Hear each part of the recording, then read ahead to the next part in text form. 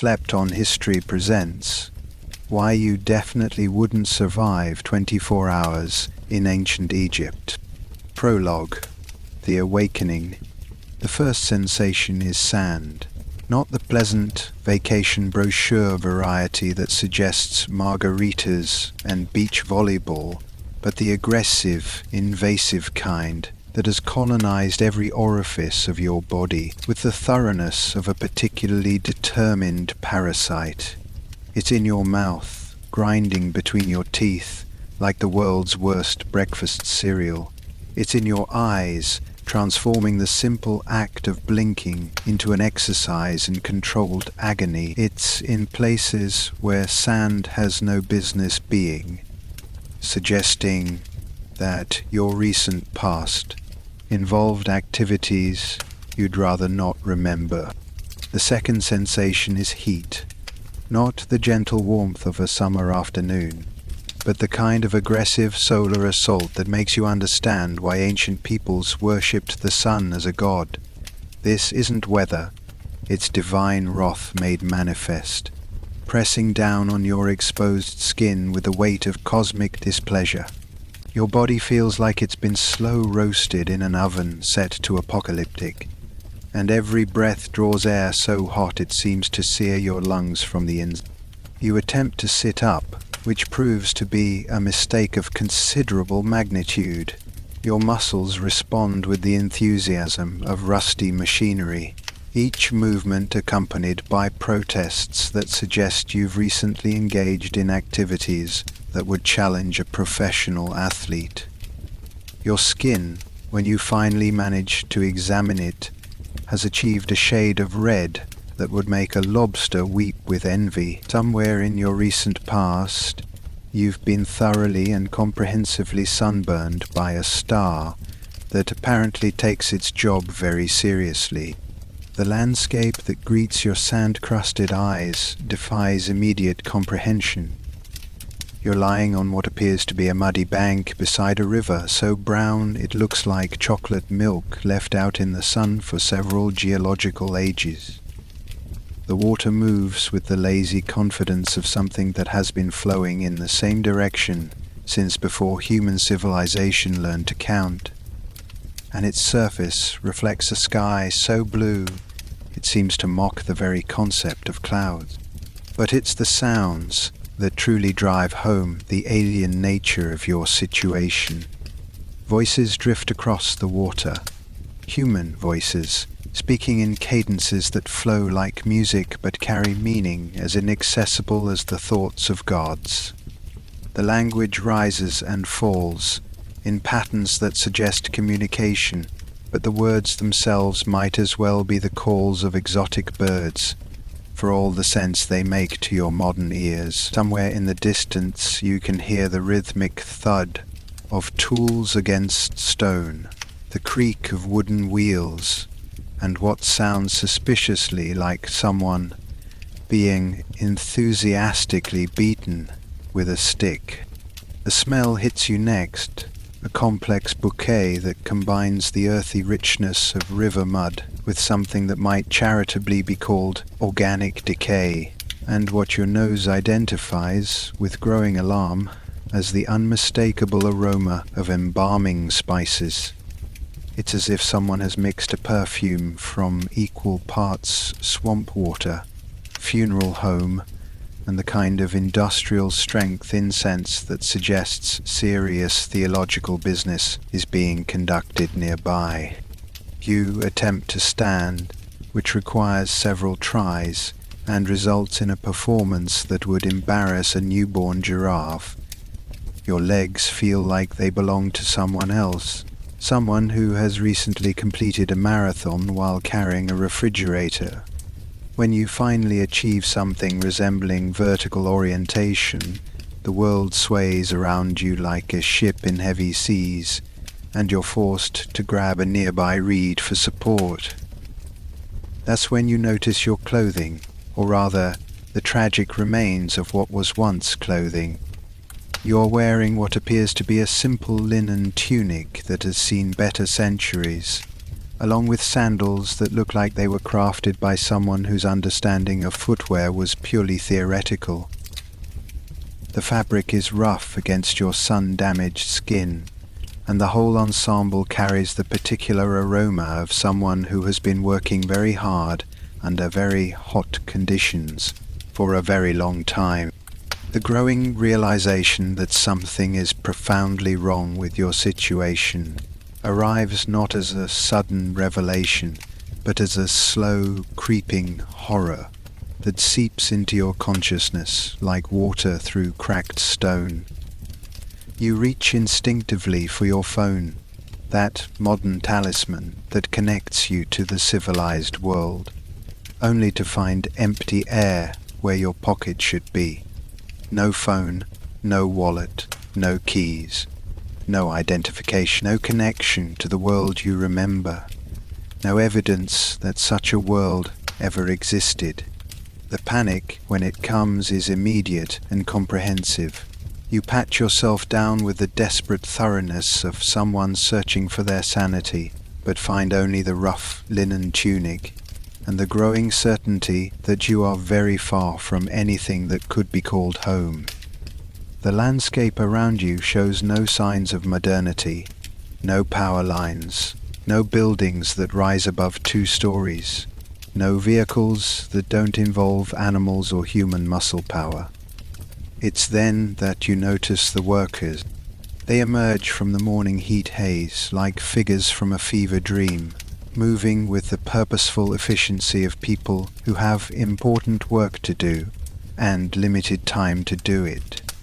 They're dressed in the same rough linen that adorns your own body, their skin burned to leather by countless days under the merciless sun, and they carry tools that look like they were designed by someone who had heard rumors of metallurgy but never actually seen it practiced. The group approaches with the casual authority of people who have found exactly what they were looking for, and their leader, a man whose face has been carved by sun and wind into something resembling weathered stone, speaks in the flowing cadences of that incomprehensible language. When you respond with the universal gesture of confused helplessness, he shrugs with the philosophical acceptance of someone who has dealt with many varieties of human inadequacy. Without ceremony or explanation, a rope is thrust into your hands. Not a modern rope with synthetic fibers and ergonomic design, but a rough hemp cord that immediately begins to chafe your palms with the enthusiasm of something that has been specifically designed to cause discomfort. The other end of the rope, you discover with growing alarm, is attached to something large, heavy, and apparently in need of relocation. The workers form a line with the practiced efficiency of people who have performed this routine countless times, and you find yourself swept along by the simple momentum of organized labor. No one asks your name, your qualifications, or your opinion about the task at hand.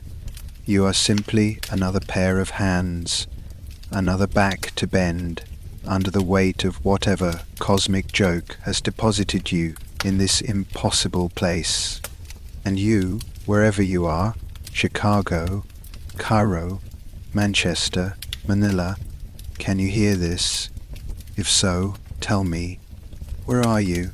Scrawl your place into the dust below, or, as I suppose you now call it, the comments, because I'm beginning to suspect that this isn't a dream, isn't a hallucination, isn't some elaborate practical joke orchestrated by friends with too much time and too little sense.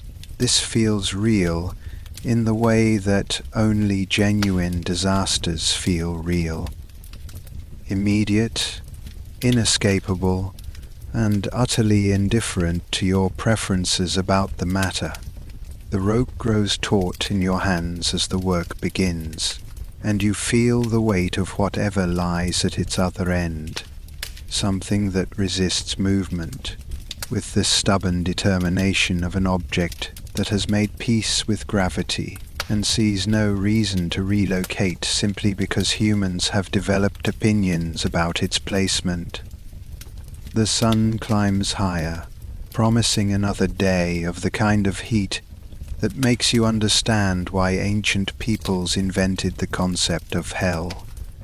As you're dragged into motion by the simple physics of group effort and the growing realization that resistance is not only futile but potentially fatal, you catch a glimpse of what lies ahead.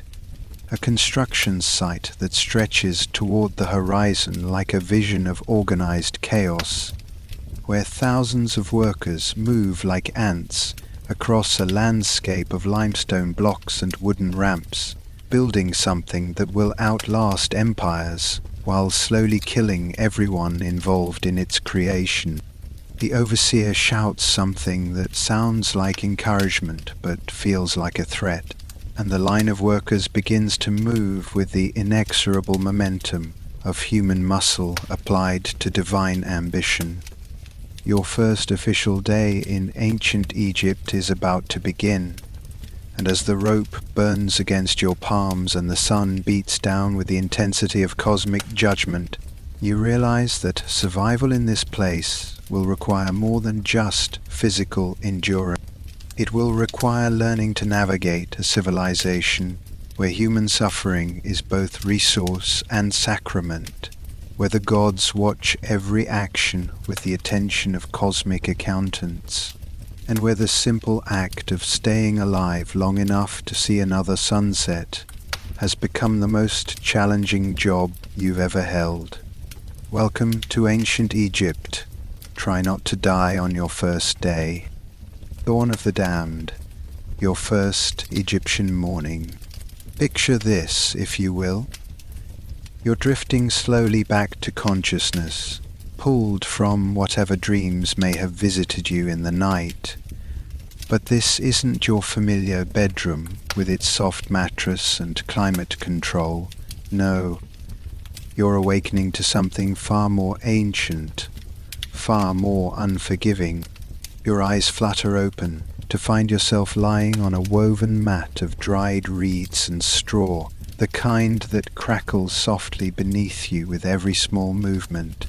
The fibers poke through the thin linen sheet that serves as your only barrier against the rough texture, and you can feel each individual strand pressing into your back like tiny, insistent fingers. This is your bed now. No box springs, no memory foam, just you and the earth below, separated by what amounts to organized grass.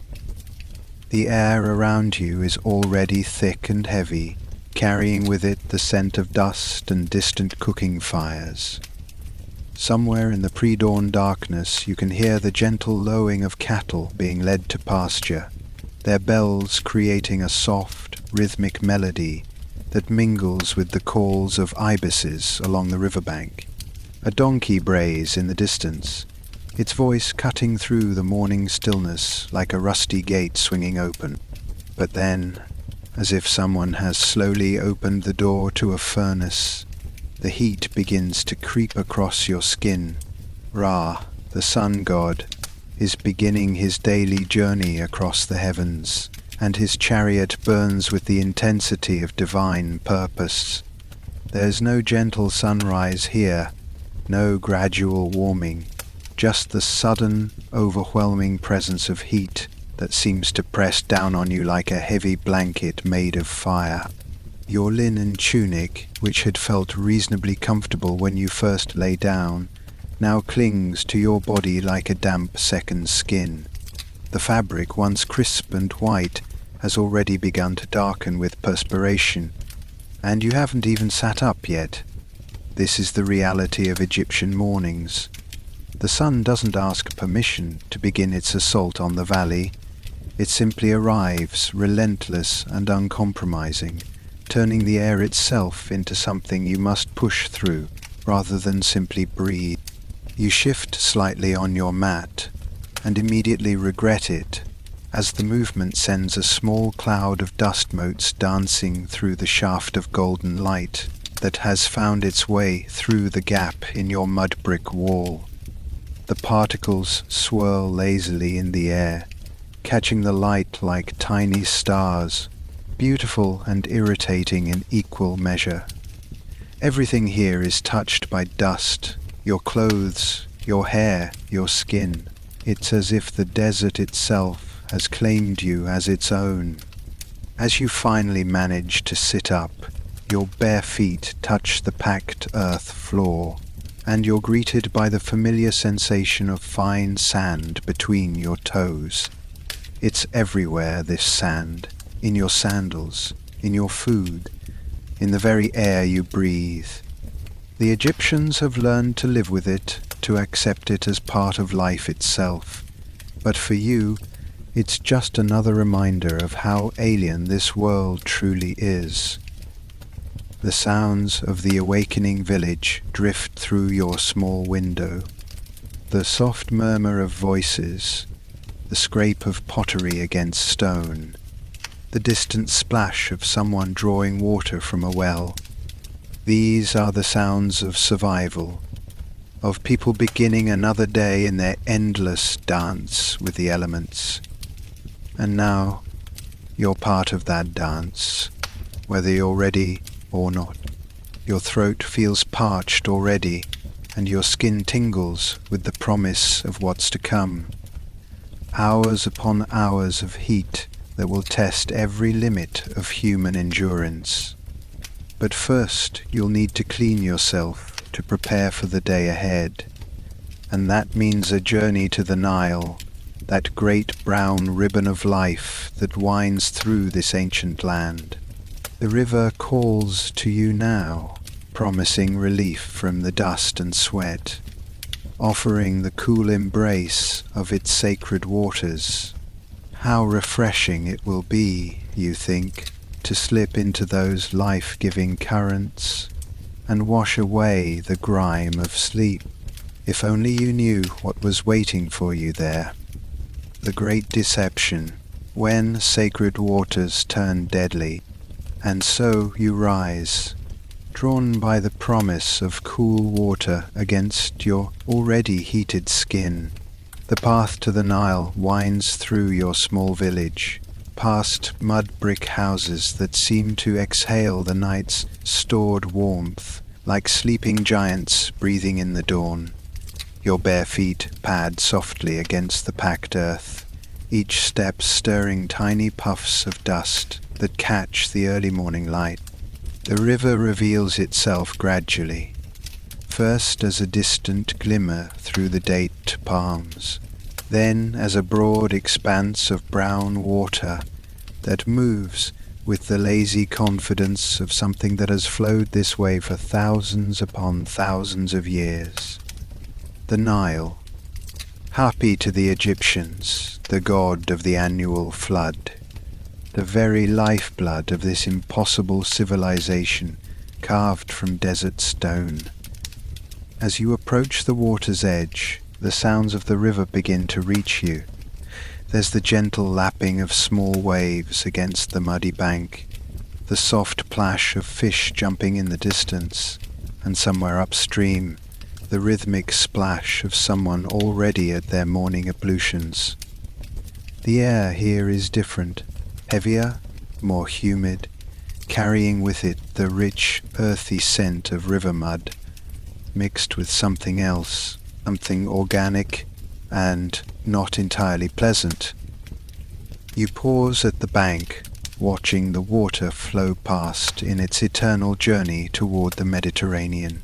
The surface appears deceptively peaceful, reflecting the growing light of Ra's chariot as it climbs higher into the sky. Reeds sway gently in the shallows, and you can see the occasional flash of silver as fish dart through the murky depths.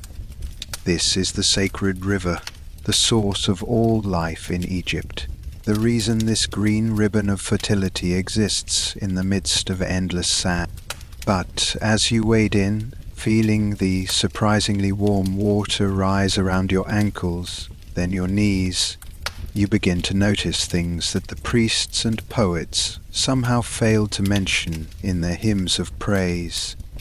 The water, while not exactly clear, carries with it a complexity of fragrances.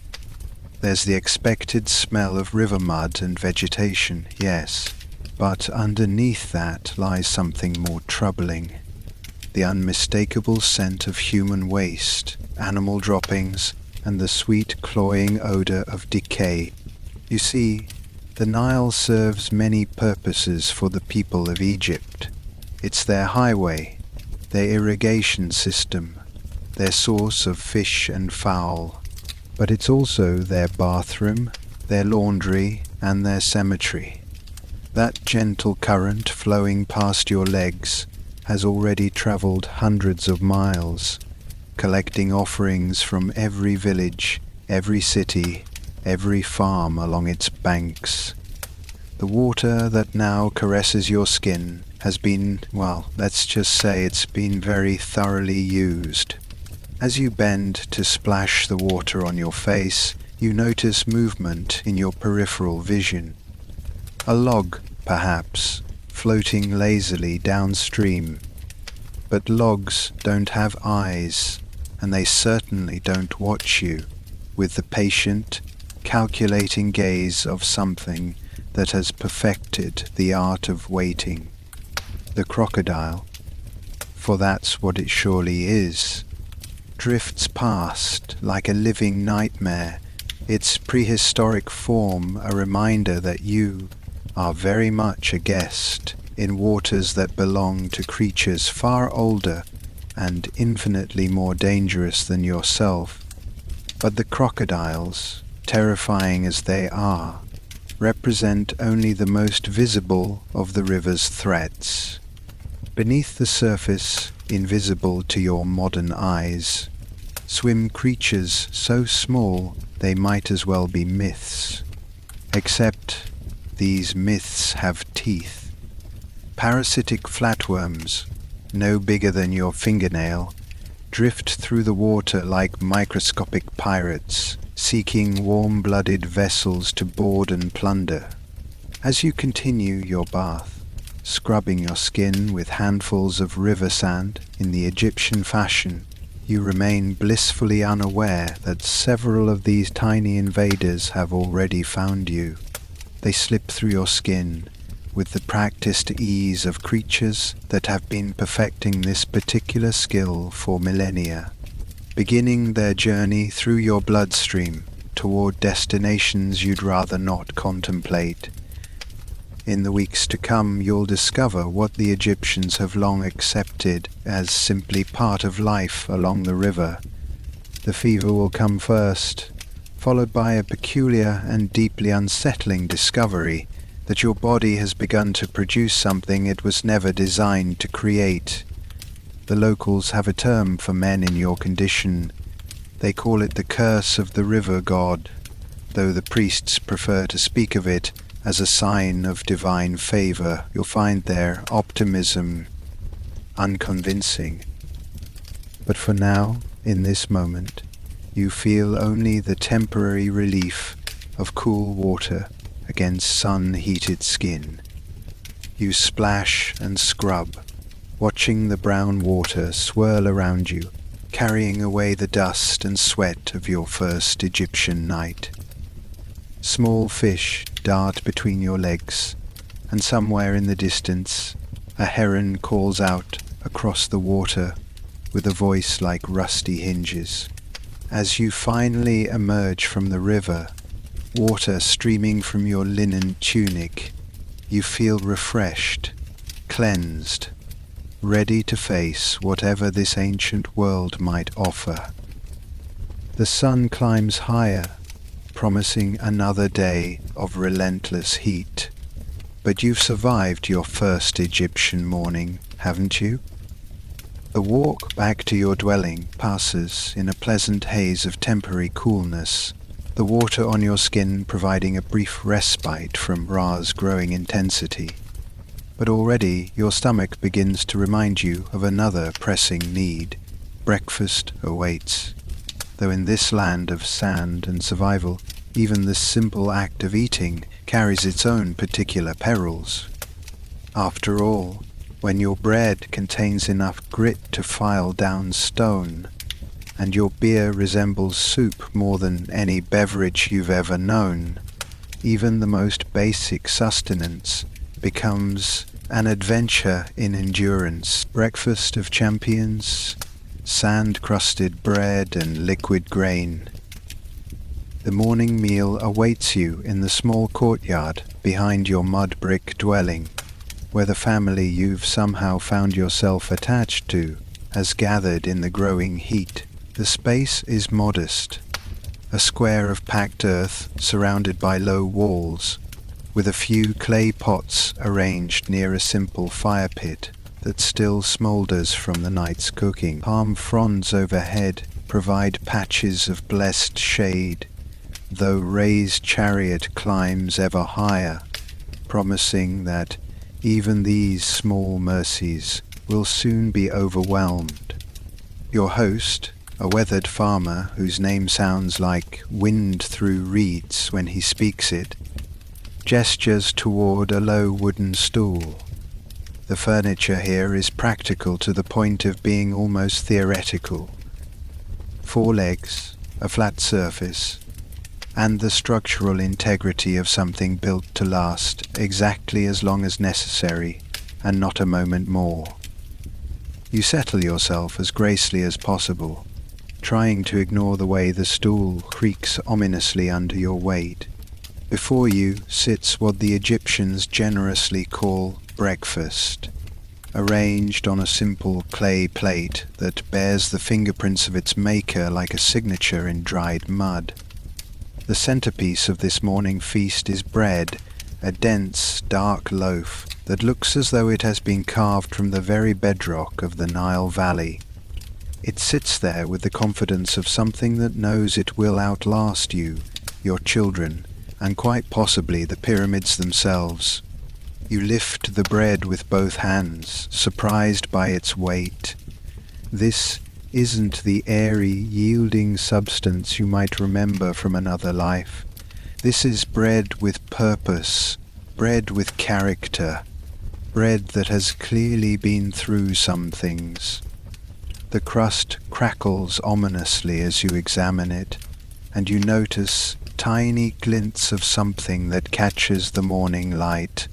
Sand, not sprinkled on top as some sort of exotic seasoning, but thoroughly integrated into the very fabric of the loaf, as if the desert itself has been kneaded into the dough. The first bite is educational.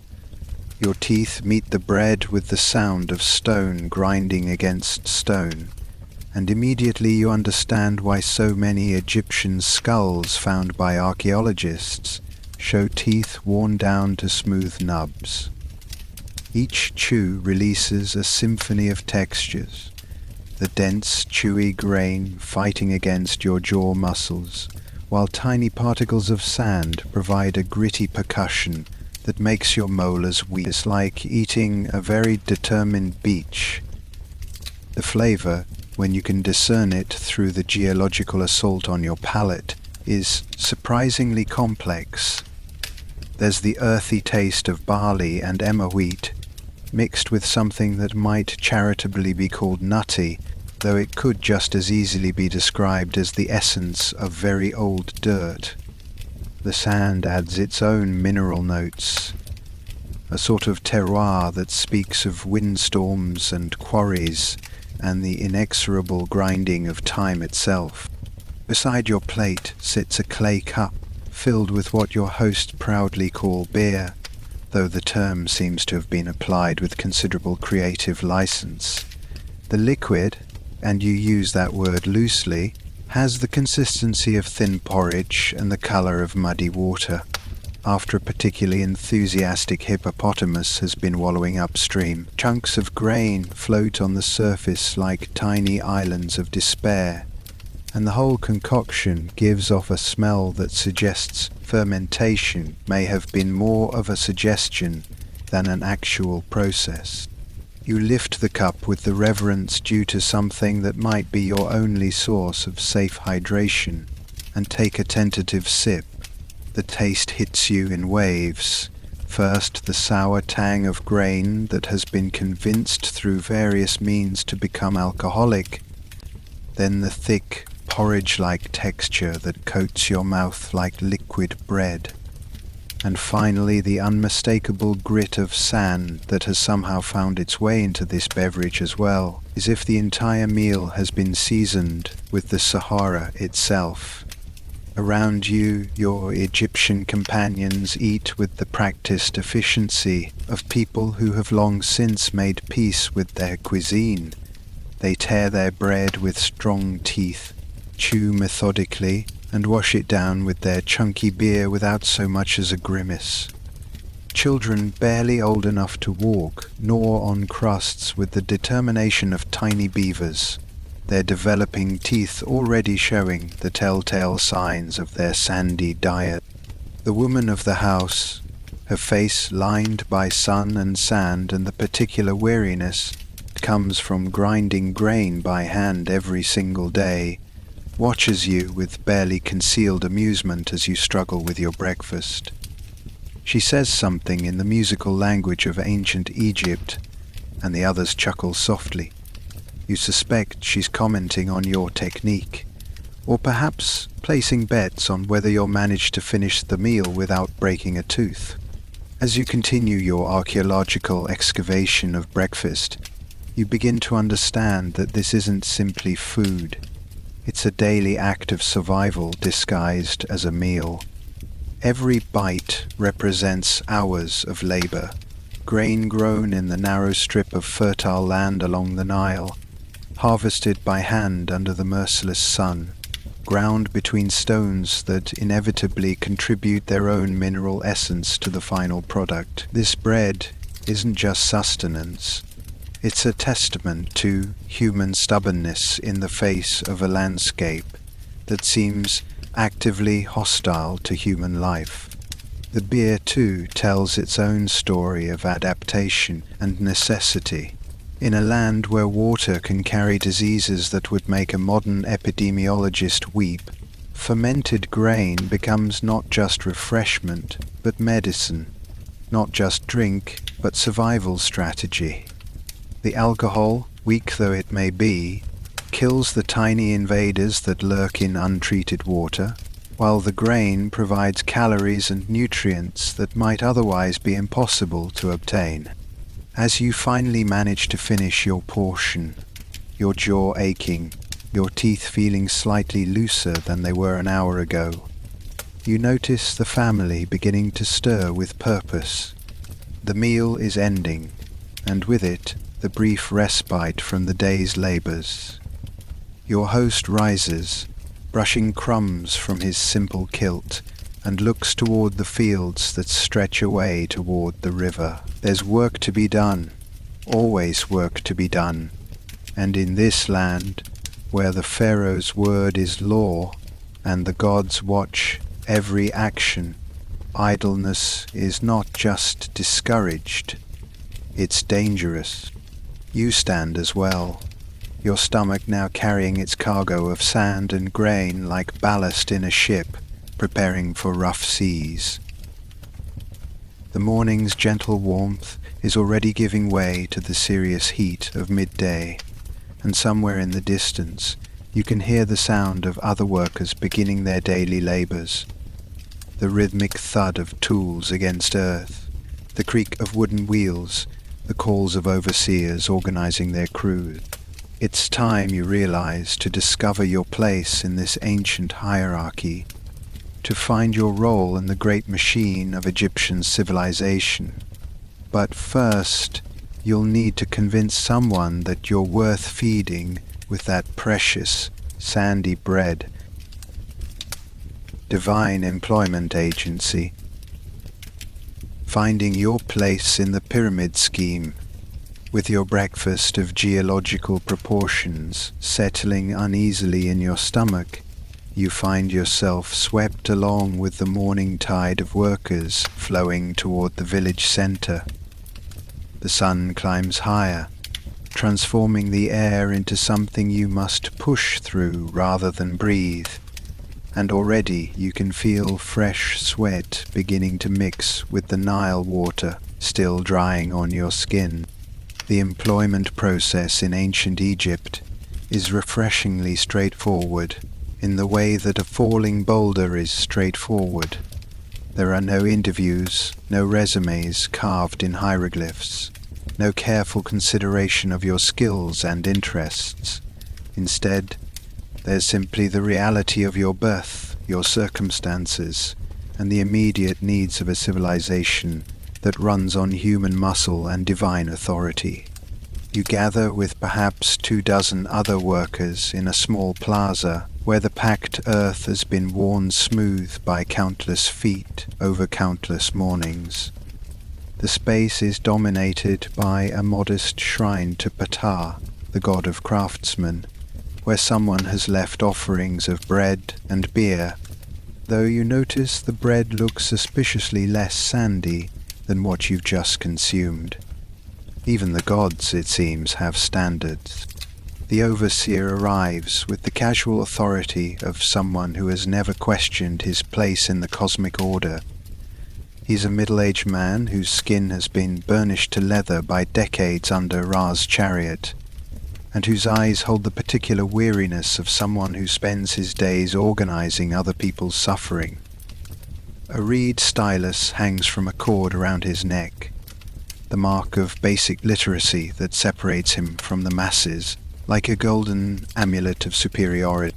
He speaks in the flowing cadences of ancient Egyptian, his voice carrying easily across the small crowd.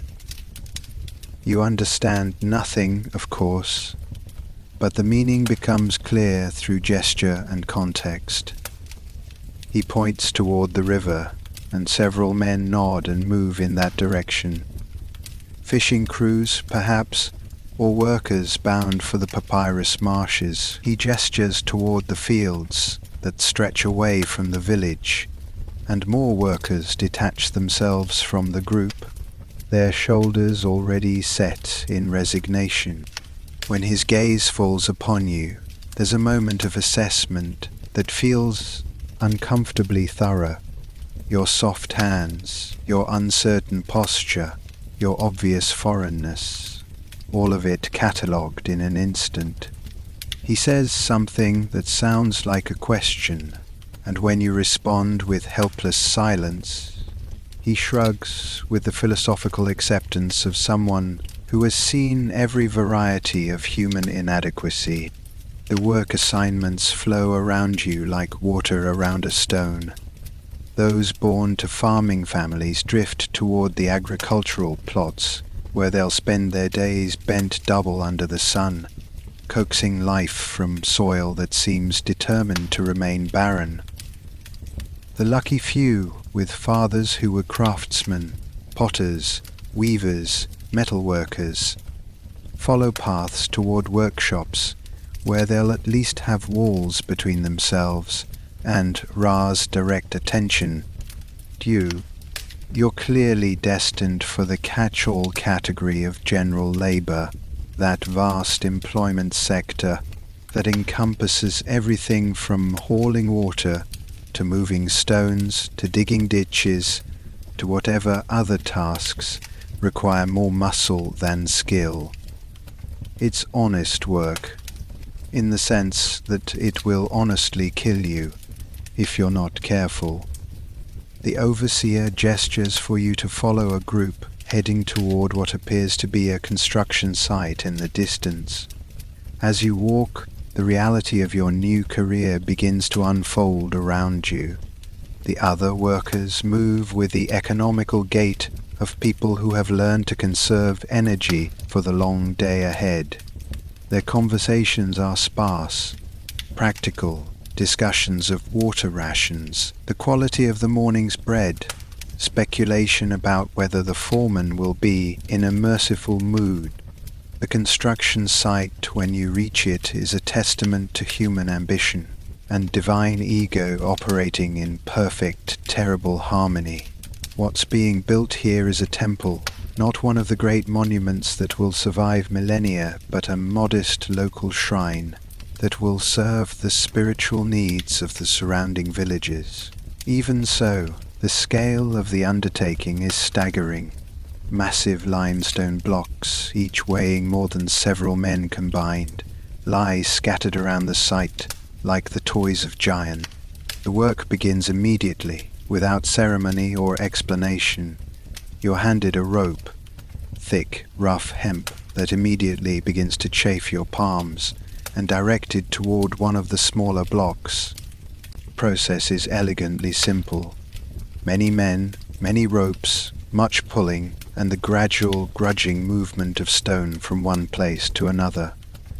Physics, you discover, works exactly the same way in ancient Egypt as it does everywhere else, which is to say, it's utterly unforgiving. The first hour teaches you things about your body that you never wanted to know. Muscles you'd forgotten you possessed announce themselves with sharp protests. Your hands, soft from whatever life you lived before this moment, begin to blister almost immediately. The rope burns against your palms. The sun beats down on your back, and the stone moves with the enthusiasm of something that would much rather remain exactly where it is.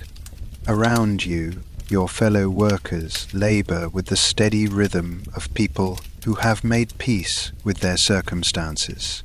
They've learned to pace themselves, find the small efficiencies that make the difference between surviving the day and collapsing before noon. They share water from clay jugs, take turns in the precious patches of shade, and maintain a constant, low-level conversation that seems to make the work more bearable. But what strikes you most profoundly is the absolute absence of complaint. No one grumbles about the heat, the weight of the stones, the inadequacy of the tools, or the impossible demands of the task. This isn't because they're content. You can see the exhaustion in their faces, the way they move, with the careful deliberation of people whose bodies are already pushed to their limits. It's because complaining about your work conditions in ancient Egypt isn't just pointless, it's dangerous. You see, the pharaoh who ultimately commands this construction project isn't simply a king or even an emperor. He's the living embodiment of Horus, the divine falcon, the son of Ra himself. The temple you're building isn't just architecture, it's a sacred space where the gods will dwell among mortals. Every stone you move, every drop of sweat you shed, every moment of labor you provide is an offering to the divine order that keeps the universe functioning. To complain about your working conditions would be to question the wisdom of the gods themselves. To suggest that perhaps the stones are too heavy, the hours too long, the pay too meager, would be to imply that the divine hierarchy might be flawed. And in a society where the pharaoh's word is literally the word of God, such implications carry consequences that make your current discomfort seem trivial by comparison. As the morning wears on and the sun climbs toward its merciless zenith, you begin to understand the true genius of the Egyptian system. It's not just that the pharaoh rules by divine right, it's that questioning his authority becomes literally unthinkable. When your boss isn't just your boss, but the earthly representative of cosmic order itself, workplace disputes take on an entirely different character. The overseer walks among the workers, his reed stylus catching the light as he makes notes on a piece of papyrus. He's recording progress, you realize, documenting the day's achievements for reports that will travel up the chain of command toward the palace itself. Somewhere in that distant seat of power, the pharaoh, may he live forever, will review these reports and judge whether his divine will is being properly executed. And as you pull your rope and feel your muscles scream their protests, and taste the dust that fills the air with every movement of stone against stone, you begin to appreciate just how precarious your position truly is. You're not just a worker in ancient Egypt. You're a subject of a living God. And gods, as you're about to discover, can be remarkably creative when it comes to expressing their displeasure. The Pharaoh's divine wrath, when your boss can order your execution. The lesson in divine authority comes sooner than you might expect, delivered with the casual brutality that characterizes so much of life along the Nile. You've been laboring at the temple construction for perhaps 3 hours, when the morning's routine is shattered by the sound of horns.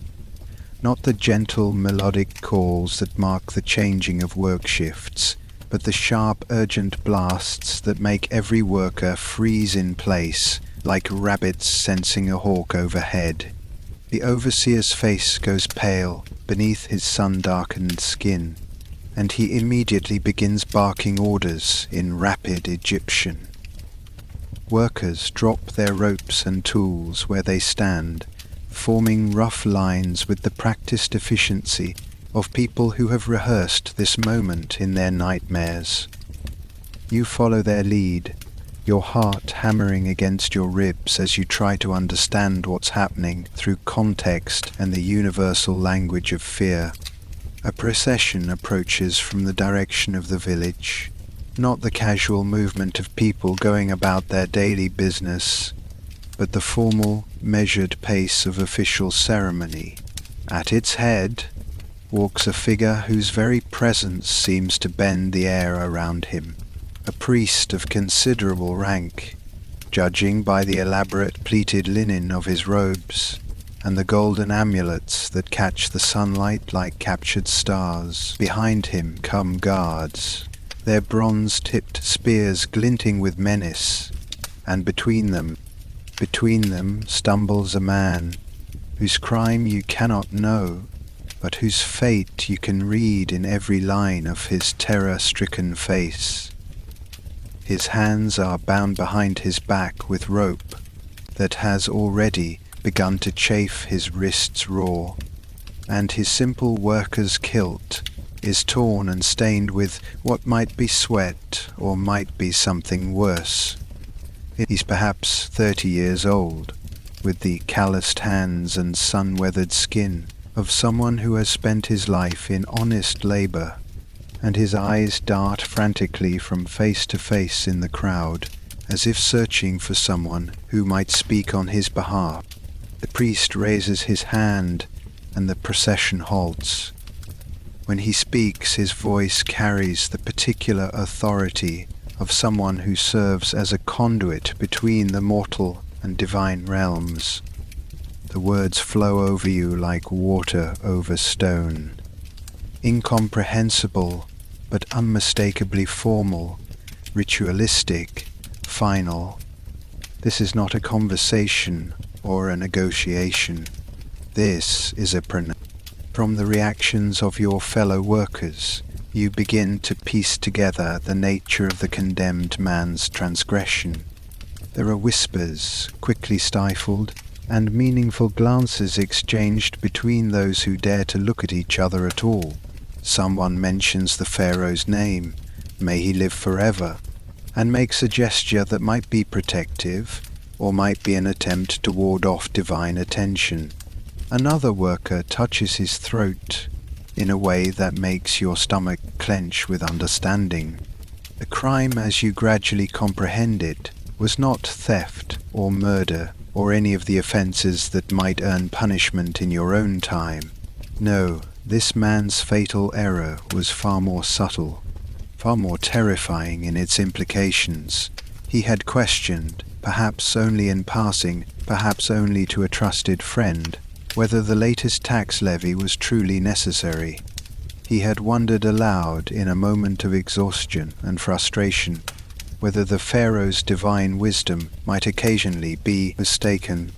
In ancient Egypt, such thoughts are not merely treasonous, they are cosmically dangerous. The Pharaoh is not simply a king who rules by conquest or inheritance, He is the living embodiment of Horus, the falcon-headed god, the earthly manifestation of divine order itself. His word doesn't just carry the weight of law, it carries the weight of cosmic truth. To question his judgment is to question the fundamental structure of reality, to suggest that the gods themselves might be fallible. The priest continues his pronouncement, and you catch fragments that chill you to the bone, words that sound like blasphemy and divine displeasure and purification through fire. The condemned man's knees buckle, and only the guard's firm grip on his arms keeps him upright. His mouth moves in what might be prayers or pleas, but no sound emerges. Perhaps his voice has failed him, or perhaps he knows that nothing he could say would matter now. The execution ground lies just beyond the construction site, in a small depression that serves to contain both the spectacle and its aftermath. The workers are herded forward, not invited to watch, but commanded to witness. This is not entertainment, it is education. Every person present must see what happens to those who forget their place in the divine hierarchy. The method of execution, when it becomes clear, is both ancient and terrifyingly appropriate. Fire, the element of Ra himself, the purifying force that will burn away not just the man's life, but his very capacity for blasphemy. Pyre has been prepared with the same careful attention to detail that characterizes all Egyptian craftsmanship. The wood is arranged in precise geometric patterns, the kindling distributed with mathematical precision. Even in death, order must be maintained. The condemned man is bound to a wooden post at the center of the pyre, his bonds checked and rechecked by guards, who approach their task with the grim professionalism of people who have done this before. His eyes, wide with terror, scan the crowd one final time, perhaps hoping for a miracle that will not come. The priest raises a torch, not just any torch, but one that has been blessed in the temple, lit from the sacred flame that burns eternally in honor of the gods. When the fire catches, it spreads with hungry efficiency through the carefully prepared wood.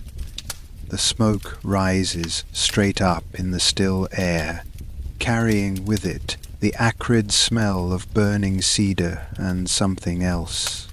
Something that makes your stomach revolt and your mind recoil from understanding.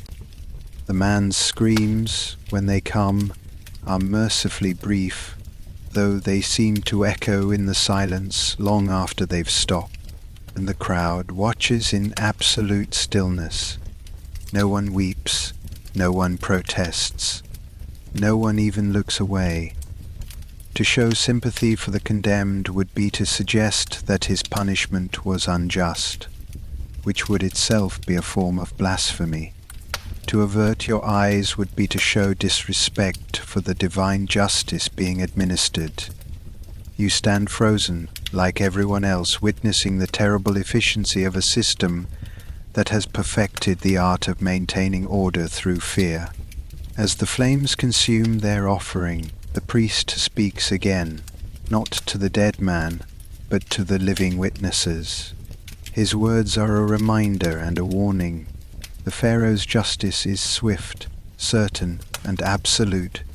The gods see all, know all, judge all.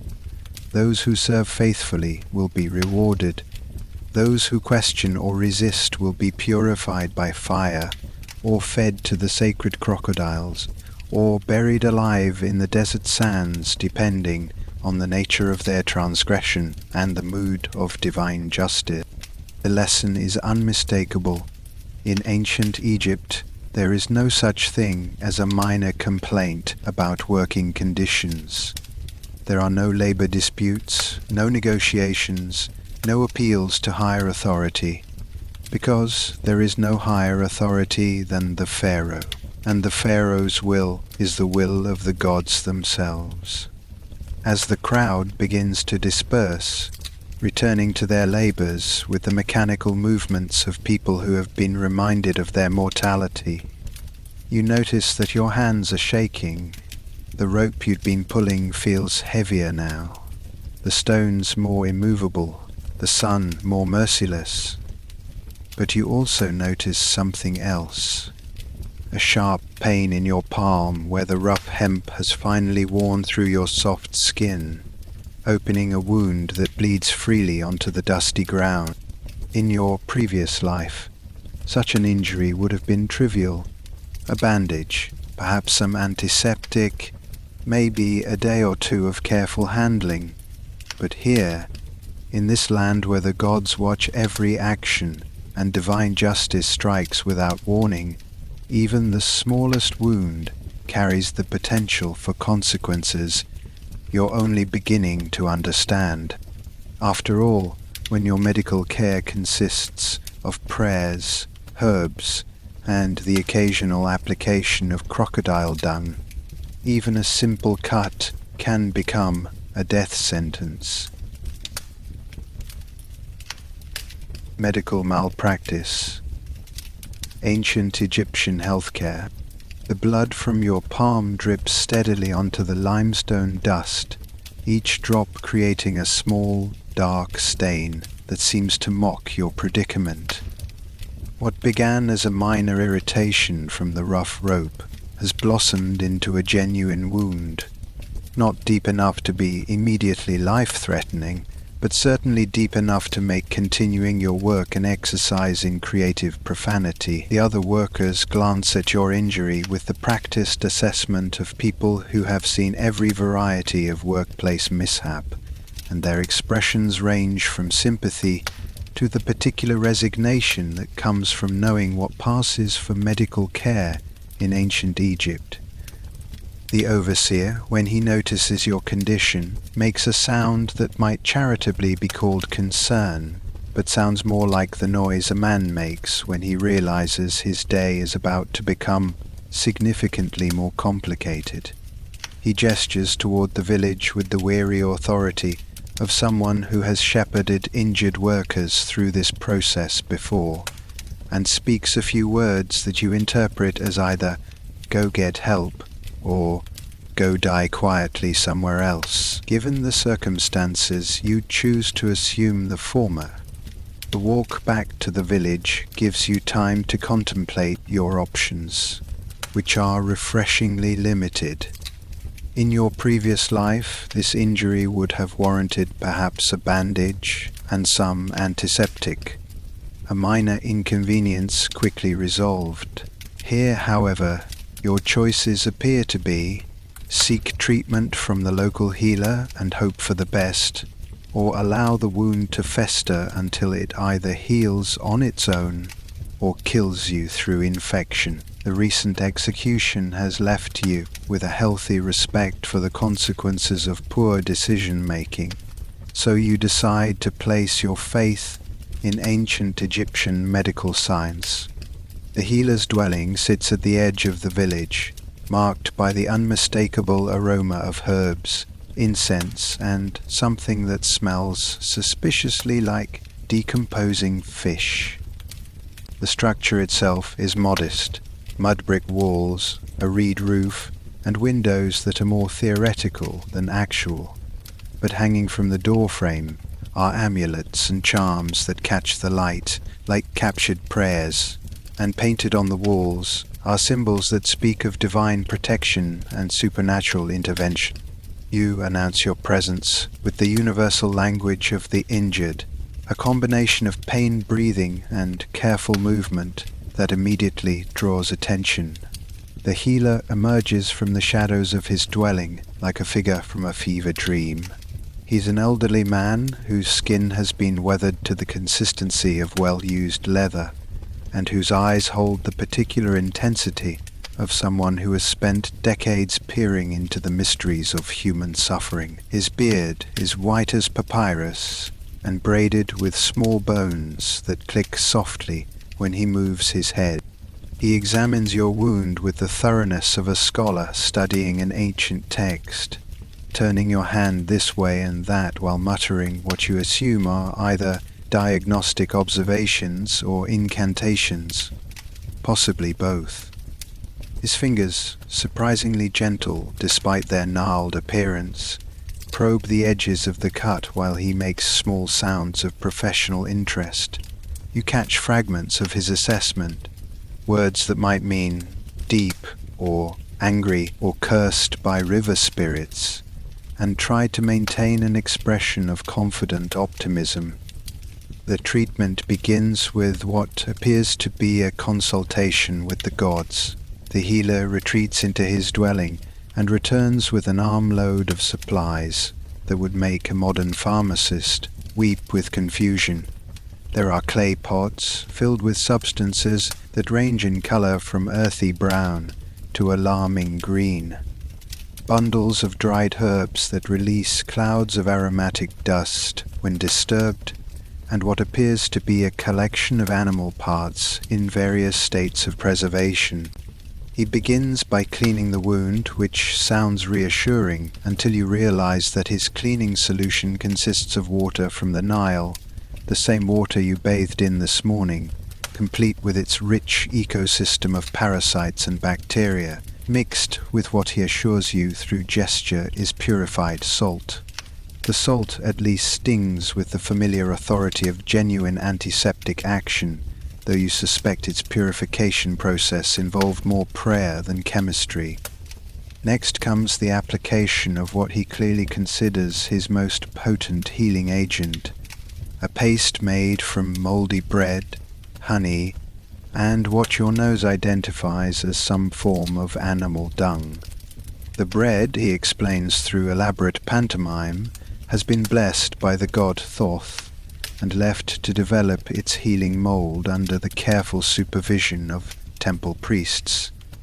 The honey, golden and thick as liquid sunlight, comes from sacred bees whose hives are tended by devotees of the goddess Neith. The dung, and here his explanation becomes particularly animated, is from a crocodile, harvested during the proper lunar phase and dried according to rituals that date back to the time of the first pharaohs. As he mixes these ingredients in a small clay bowl, chanting in the rhythmic cadences of ancient prayer, you begin to appreciate the sophisticated logic underlying Egyptian medicine. The moldy bread, you realize with a shock of recognition, actually contains primitive antibiotics, penicillin in its most basic form. The honey possesses genuine antimicrobial properties that modern science has only recently begun to understand. Even the crocodile dung, horrifying as it sounds, might contain compounds that could aid in healing. But this rational analysis crumbles somewhat when he begins the spiritual component of your treatment.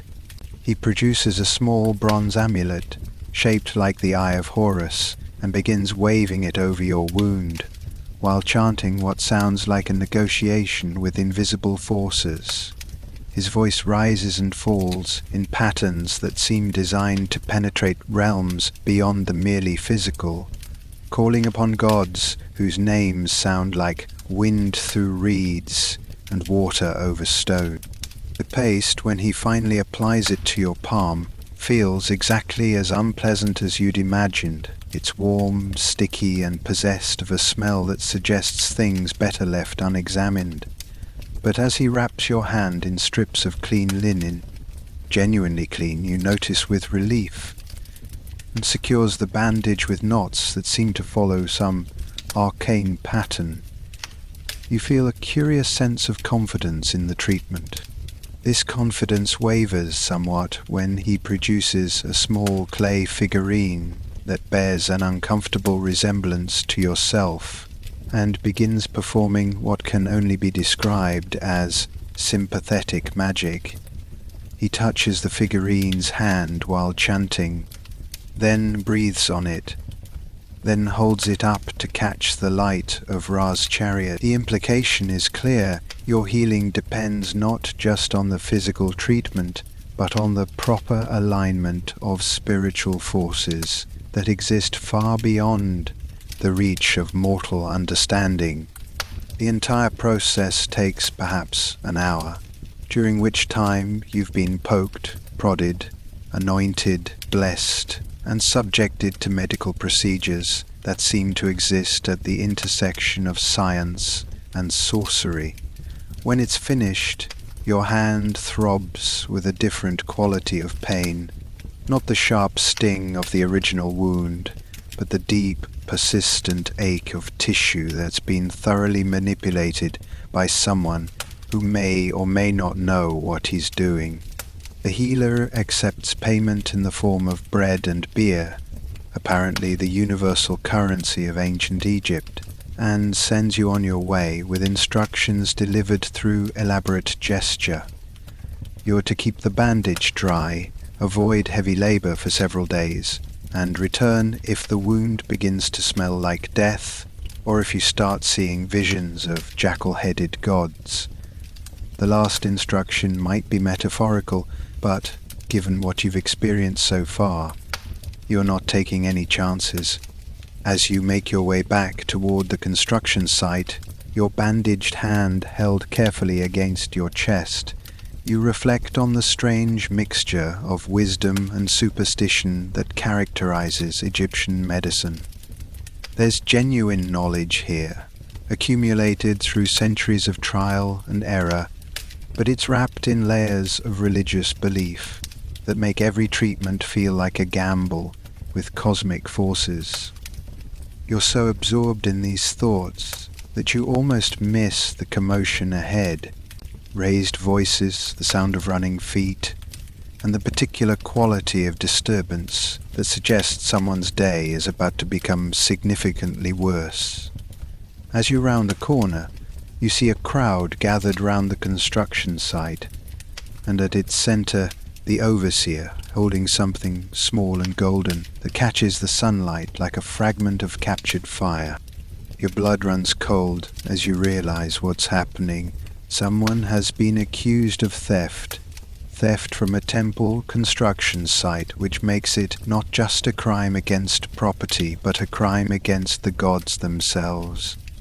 And as the overseer's eyes scan the crowd and settle on you with your suspicious absence and your freshly bandaged hand, you begin to understand that your medical adventure may have been the least of your problem. The justice system, confessions through creative persuasion. The golden amulet catches the afternoon light like a tiny sun, and in that moment of brilliant reflection, you understand that your day has taken a turn toward the catastrophic. The overseer holds the object aloft, a small figurine of Thoth, the ibis-headed god of wisdom, clearly meant to bless the temple construction, and his voice carries across the work site with the authority of someone who has found his scapegoat. The crowd's reaction is immediate and visceral. Workers who moments before had been your companions in shared misery now edge away from you as if you've suddenly developed a contagious disease. Their faces show the particular mixture of fear and relief that comes from watching someone else become the focus of official attention. Better you than them, their expressions seem to say, and you can hardly blame them for the sentiment. The guards arrive with the efficiency of men who have practiced this routine countless times. They're not the ceremonial figures you might expect, draped in golden armor and carrying ornate weapons. These are working soldiers, their bronze-tipped spears practical and well-maintained, their leather armor stained with sweat and dust. Their hands, when they seize your arms, are calloused and strong, and they handle you with the casual competence of people moving livestock. Your protests, delivered in a language they don't understand, and wouldn't believe if they did, fall on ears that have heard every variety of denial imaginable. The overseer speaks rapidly, gesturing between you and the amulet, and you catch enough of his meaning to understand the narrative being constructed around your guilt. You were absent from the worksite. You returned with an injured hand, clearly wounded while attempting to pry the sacred object from its resting place. The evidence is circumstantial, but compelling, at least to minds already convinced of your culpability. The march to the village centre becomes a parade of accusation. Word spreads ahead of your procession like ripples in a pond, and by the time you reach the small plaza where justice is administered, a crowd has gathered with the eager anticipation of people who rarely get entertainment that doesn't involve back-breaking labour. Children dart between the legs of adults, trying to get a better view of the thief who dared steal from the gods. Women peer from doorways, their faces showing the mixture of curiosity and moral superiority that comes from witnessing someone else's downfall. The magistrate's court, when you're dragged before it, is refreshingly informal.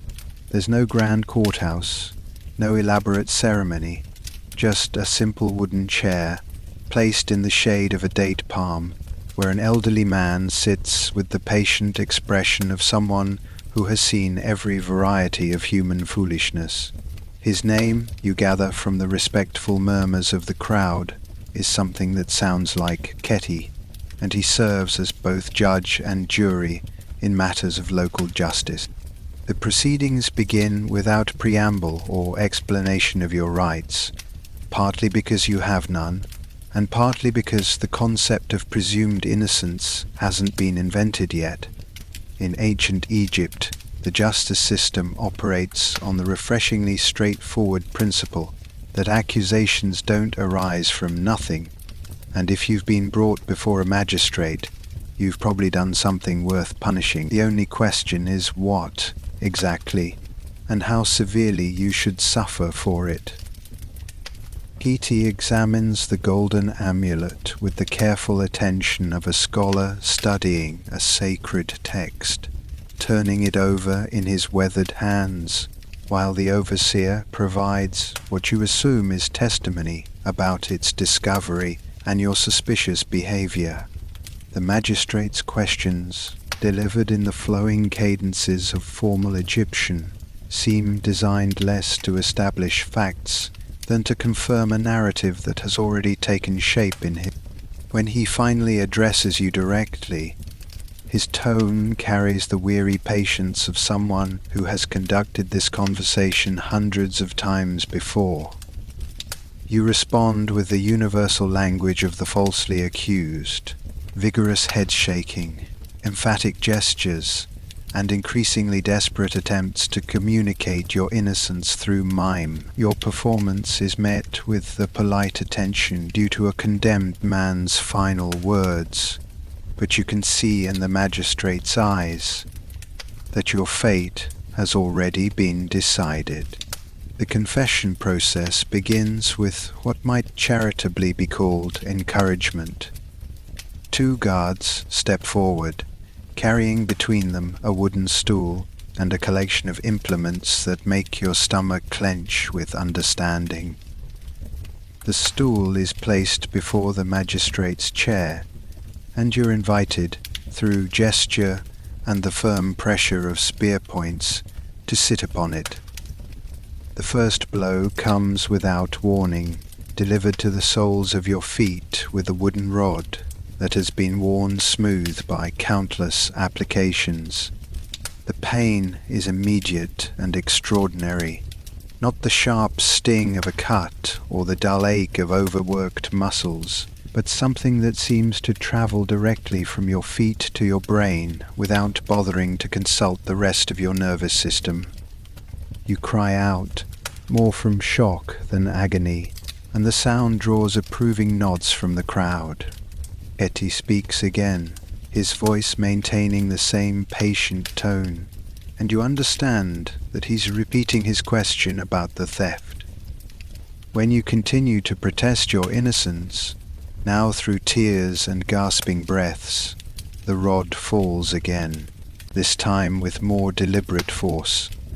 The guards who wield it are clearly experienced in their craft, applying just enough pressure to cause maximum discomfort without causing permanent damage. After all, a confession extracted from a cripple carries less weight than one obtained from someone who can still walk. The psychological aspect of the torture proves almost as effective as the physical. With each blow, you feel your resolve weakening, your certainty eroding under the relentless pressure of pain and the growing realization that your innocence is irrelevant to the proceedings. The crowd watches with the fascination of people observing a particularly interesting form of theatre, and their attention adds another layer of humiliation to your suffering. By the 5th blow, you're seriously considering confession. By the 10th, you're mentally composing the words that will end your torment. The magistrate seems to sense your wavering resolve, and his questions become more specific, more leading. Did you take the amulet to sell in the market? Were you planning to melt it down for the gold? Did you act alone, or were there accomplices? The beauty of the system, you realize through your haze of pain, is its elegant simplicity. Truth becomes whatever stops the beating. Justice becomes whatever the magistrate decides it should be. And innocence becomes a luxury that few can afford when faced with the alternative of continued suffering. Just as you're about to surrender your principles to the demands of your tortured feet, a new voice cuts through the proceedings, sharp, authoritative, and carrying the unmistakable accent of education and privilege. The beating stops immediately, and you look up through tears to see a figure that seems to have stepped from the walls of a tomb painting.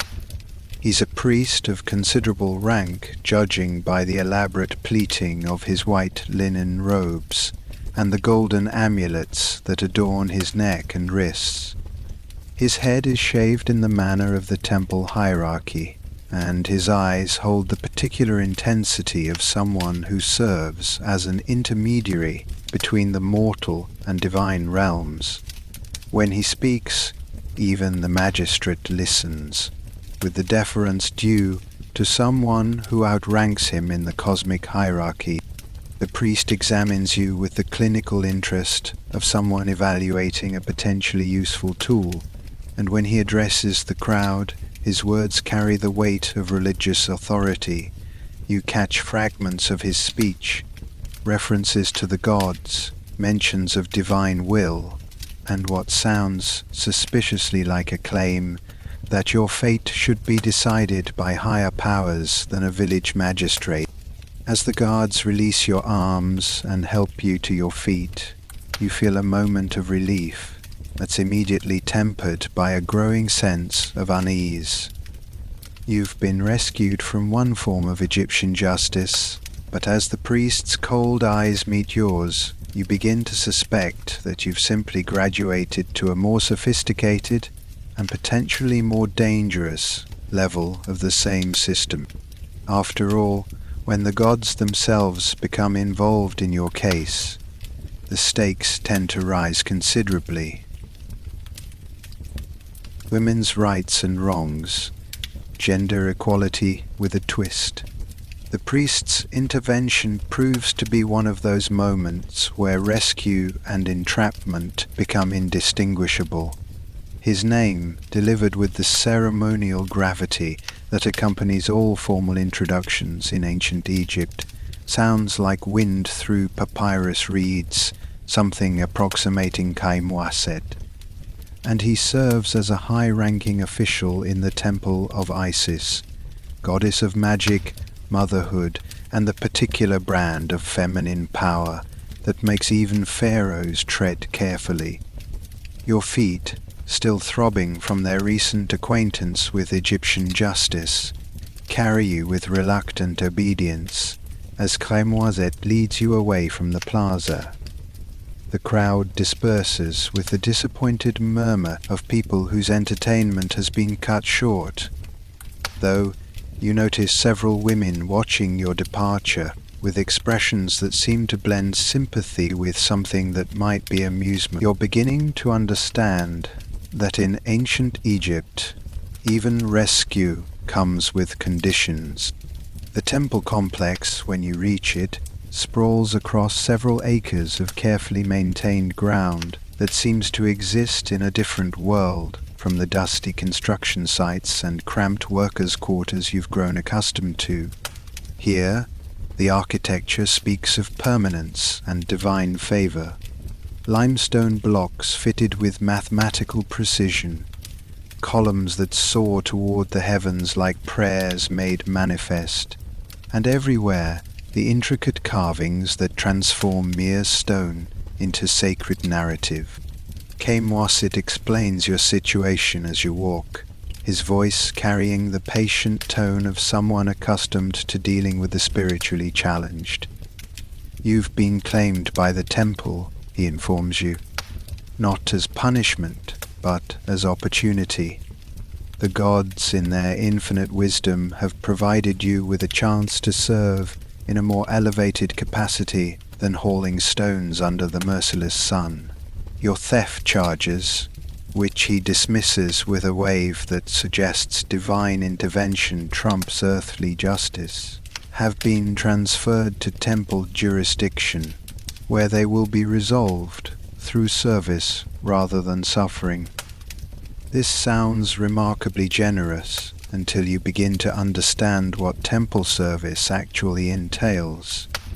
You're assigned to assist with the daily rituals that honor Isis, which means you'll be spending your time in close proximity to the goddess's most devoted servants, her priestesses, and it's here in the sacred precincts where divine feminine power holds sway that you encounter one of ancient Egypt's most fascinating contradictions.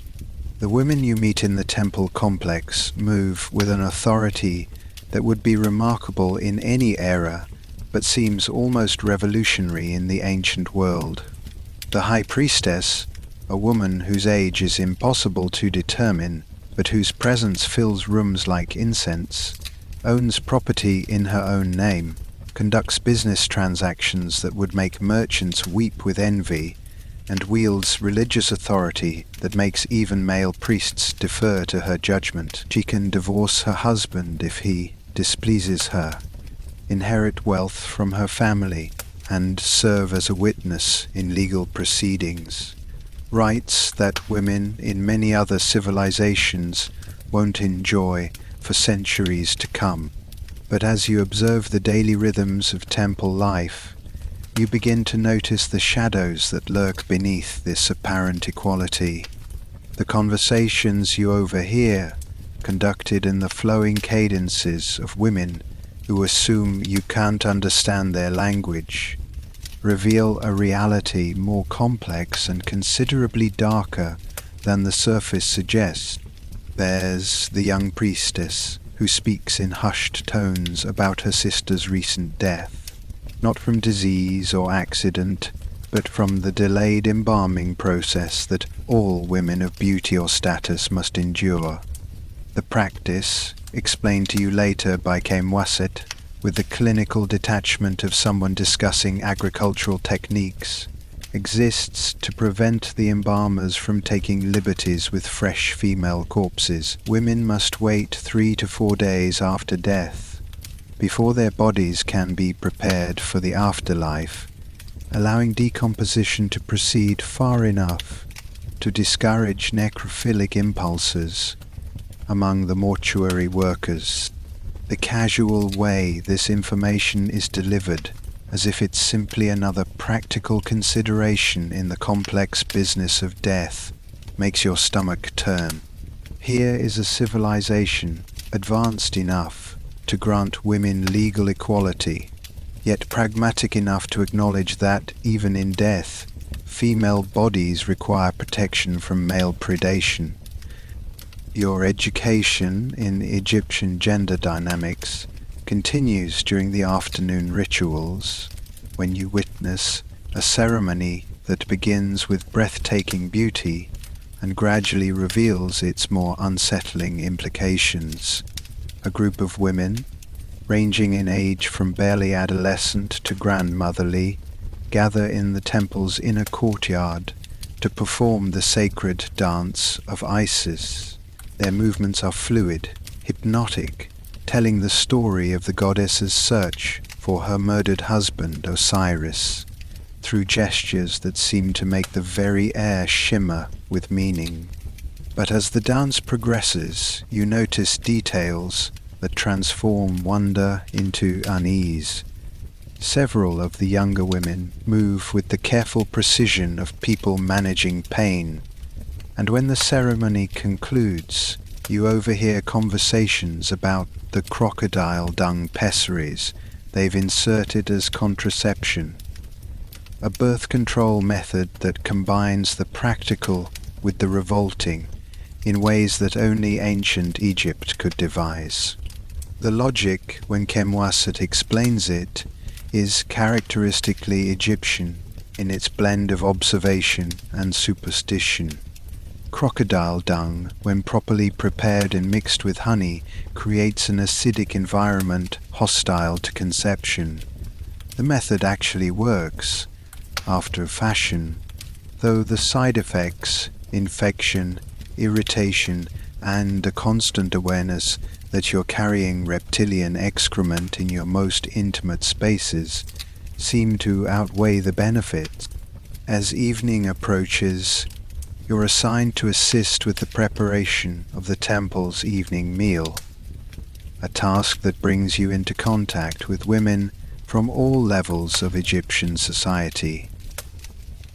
There's the merchant's wife, who owns 3 houses and a fleet of trading vessels, conducting business with an acumen that would impress modern executives. Beside her sits a farmer's daughter, who was married at 13 and has already buried 2 children, her legal rights intact, but her life circumscribed by biology and circumstance. The conversation flows around topics that reveal the strange duality of women's existence in ancient Egypt. They discuss property investments and inheritance laws with the sophistication of trained lawyers, then shift seamlessly to comparing remedies for the infections that plague women who use crocodile dung contraception. They debate the merits of different divorce settlements, apparently a common topic among women who can actually initiate such proceedings, while sharing recipes for the herbal artificiants that serve as backup when the dung fails. The evening takes a darker turn when a commotion outside the temple draws everyone's attention. A woman is being dragged through the courtyard by temple guards, her fine linen dress torn and her elaborate wig askew. The charge, when it's announced, is adultery, a crime that carries different penalties depending on your gender and social status, but which can result in anything from public humiliation to death by burning. What strikes you most forcefully is not the brutality of the punishment, but the casual way it's administered. This is a society that grants women remarkable legal freedoms, yet reserves the right to execute them for sexual transgressions. The contradiction seems to embody everything about ancient Egypt, progressive and primitive, sophisticated and savage, all existing in the same cultural space without apparent conflict. As the accused woman is led away to await judgment, Kemwasset approaches you with an expression that suggests your temple service is about to take another unexpected turn. He speaks in the formal cadences reserved for official pronouncements, and though you can't understand his words, his gestures make his meaning clear. You are being reassigned again, this time to assist with the ceremony that will take place at dawn. something involving sacred cats, divine judgment, and what appears to be a very large, very sharp knife. The way he smiles when he mentions the cats makes you suspect that your education in Egyptian contradictions is far from complete. After all, in a civilization that worships felines as living gods, even the most innocent-seeming religious ceremony can take some very unexpected turns. The cat catastrophe, when feline worship goes too far. Dawn arrives with the particular quality of light that makes even the most mundane Egyptian morning feel touched by divine presence, and you find yourself standing in a temple courtyard that has been transformed into something between a sacred shrine and what can only be described as the world's most elaborate cat cafe. The air is thick with incense, frankincense and myrrh, burning in bronze braziers that cast dancing shadows across limestone walls.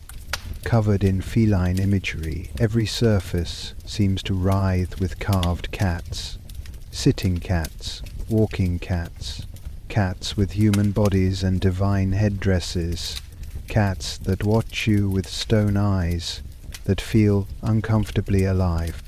Kaimwaset leads you through this maze of feline devotion with the reverent steps of someone entering the presence of living gods, because that, you're beginning to understand, is exactly what you're doing. The cats of ancient Egypt aren't simply pets or even sacred animals. They're divine beings, temporarily wearing earthly forms, and treating them with anything less than absolute reverence can result in consequences that make your recent encounter with Egyptian justice seem like a gentle massage. The first cat you encounter is a sleek black female named something that sounds like Miut, which Kahimwaset explains means she who mews. She reclines on a cushion of the finest linen, her collar adorned with gold and precious stones that would represent a lifetime's wages for most Egyptians. Her green eyes follow your movement with the calculating intelligence of something that knows exactly how much power it wields. And when she stretches, a languid, deliberate movement that displays claws like polished daggers, you instinctively step backward. Your reaction draws a knowing smile from the high priestess who oversees the temple's feline residence. She's a woman whose age is impossible to determine, but whose authority is absolute, and she moves among the cats with the fluid grace of someone who has spent decades learning to think like a predator. When she speaks, her voice carries the particular cadence of someone delivering sacred instruction, and though you understand perhaps one word in 10, her meaning becomes clear through demonstration. You are to assist with the morning feeding ritual, she explains, which involves presenting offerings of fresh fish, roasted fowl, and cream to each of the temple's 37 resident cats. The food must be prepared according to specific religious protocols, served on dishes of gold and silver, and presented with the same reverence you might show to a pharaoh, because in the cosmic hierarchy of ancient Egypt, these cats rank considerably higher than you do. The feeding process reveals the extraordinary lengths to which Egyptian cat worship extends. Each feline has its own dietary preferences, carefully recorded on papyrus scrolls that read like royal menus. Miut prefers her fish grilled with a touch of cumin, while a massive orange tom called Atum Ra, apparently named after the sun god himself, will only eat fowl that has been blessed by specific prayers and roasted until the skin crackles. The cream must be fresh from cows that graze in temple-owned pastures, and the water comes from a sacred well that's cleaned daily by priests whose entire career revolves around feline hydration. As you move through the courtyard, carefully balancing golden dishes while trying not to trip over cats that seem to materialize underfoot like furry landmines, you begin to appreciate the profound seriousness with which Egyptian society approaches feline welfare. The priestess explains, through a combination of gestures and simple words, that harming a cat, even accidentally, is punishable by death, not exile, not imprisonment, not even the beating you recently experienced. Death, swift, certain, and absolute. The historical precedent for this, she continues with obvious pride, dates back generations. When a Roman soldier once killed a cat during a diplomatic visit, the Egyptian mob tore him apart despite the potential consequences for international relations. The pharaoh himself couldn't save the man, because to do so would have been to place human law above divine will. The cats, you see, are earthly manifestations of Bastet, the goddess of protection, fertility, and domestic harmony. To harm one is to assault the divine order itself. Your education in feline theology continues as you observe the daily grooming rituals. Each cat receives personal attention from dedicated servants who brush their fur with combs of ivory and gold, clean their ears with soft linen cloths, and trim their claws with implements that look suspiciously like surgical tools. The cats submit to this attention with the regal patience of beings who understand that such service is their divine right, occasionally purring in a way that sounds less like contentment and more like approval of proper worship. But it's when you're led to the temple's mummification workshop that the true scope of Egyptian cat worship becomes clear. Here, in a chamber that smells of natron salt and preserving oils, you witness the preparation of feline remains for their journey to the afterlife. The process is identical to human mummification, removal of organs, desiccation with salt, wrapping in linen, placement in elaborate sarcophagi, except that these procedures are being performed on creatures that, in your previous life, you might have shooed away from your dinner table. The workshop contains dozens of cat mummies in various stages of preparation, each one treated with the same reverence accorded to pharaohs. Some are wrapped in linen so fine it seems to glow in the lamplight, while others rest in wooden sarcophagi painted with scenes of feline paradise. The most elaborate examples are encased in bronze or even gold, their stylized faces gazing into eternity with the serene confidence of beings who know they're destined for divine reward. Kaimwaset explains the mourning rituals that accompany feline death, and his description makes your recent troubles seem trivial by comparison.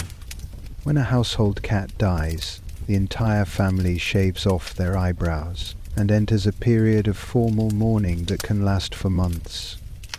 The cat's body is mummified at considerable expense, and the funeral procession rivals those of human nobility. Failure to observe these rituals properly can result in social ostracism, economic ruin, and divine retribution that might extend to your children and grandchildren.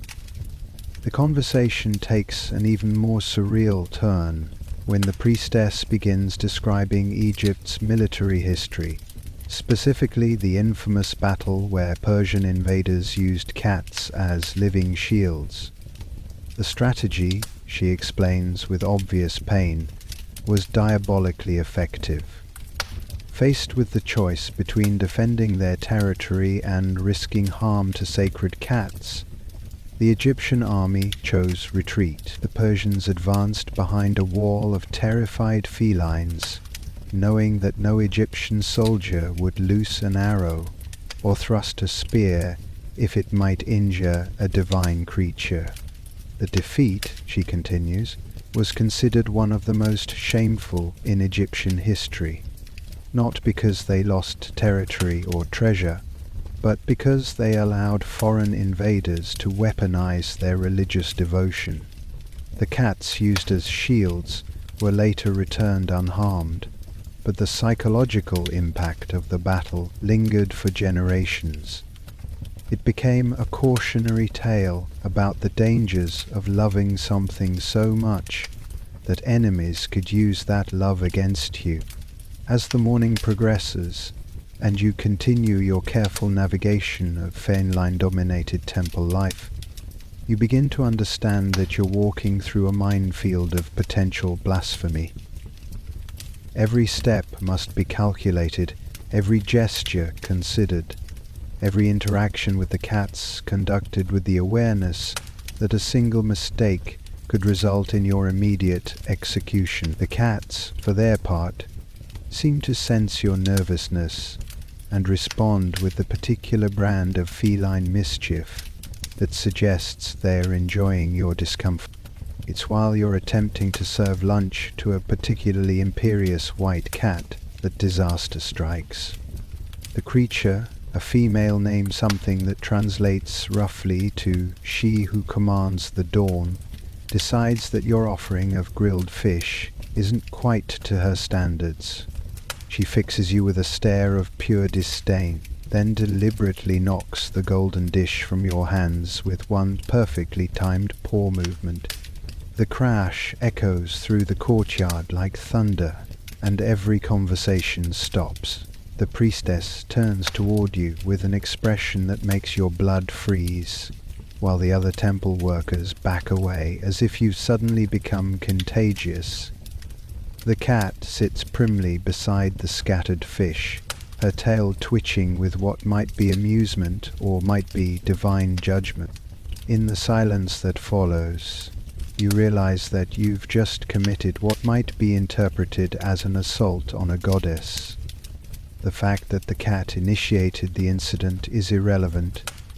You were responsible for the offering, and your failure to anticipate her divine whims could be seen as negligence rising to the level of blasphemy. Kaimwaset approaches with the careful steps of someone defusing an explosive device, his eyes moving between you and the cat, as if calculating the theological implications of the moment. When he speaks, his voice carries the weight of someone delivering a verdict that could determine whether you see another sunset. The cat, however, seems to have other plans. She approaches the scattered fish, sniffs it delicately, then begins to eat with obvious satisfaction. Her purr, when it starts, sounds like divine forgiveness made audible, and the tension in the courtyard begins to dissipate like morning mist. But as you're led away to what you hope will be less dangerous duties, you catch sight of something that makes your stomach clench with new understanding. In the shadows at the edge of the courtyard, workers are preparing what appears to be a funeral pyre, and the smell of burning flesh drifts on the afternoon breeze. Someone, it seems, has recently failed to show proper respect to the temple cats, and in ancient Egypt such failures tend to have permanent consequences.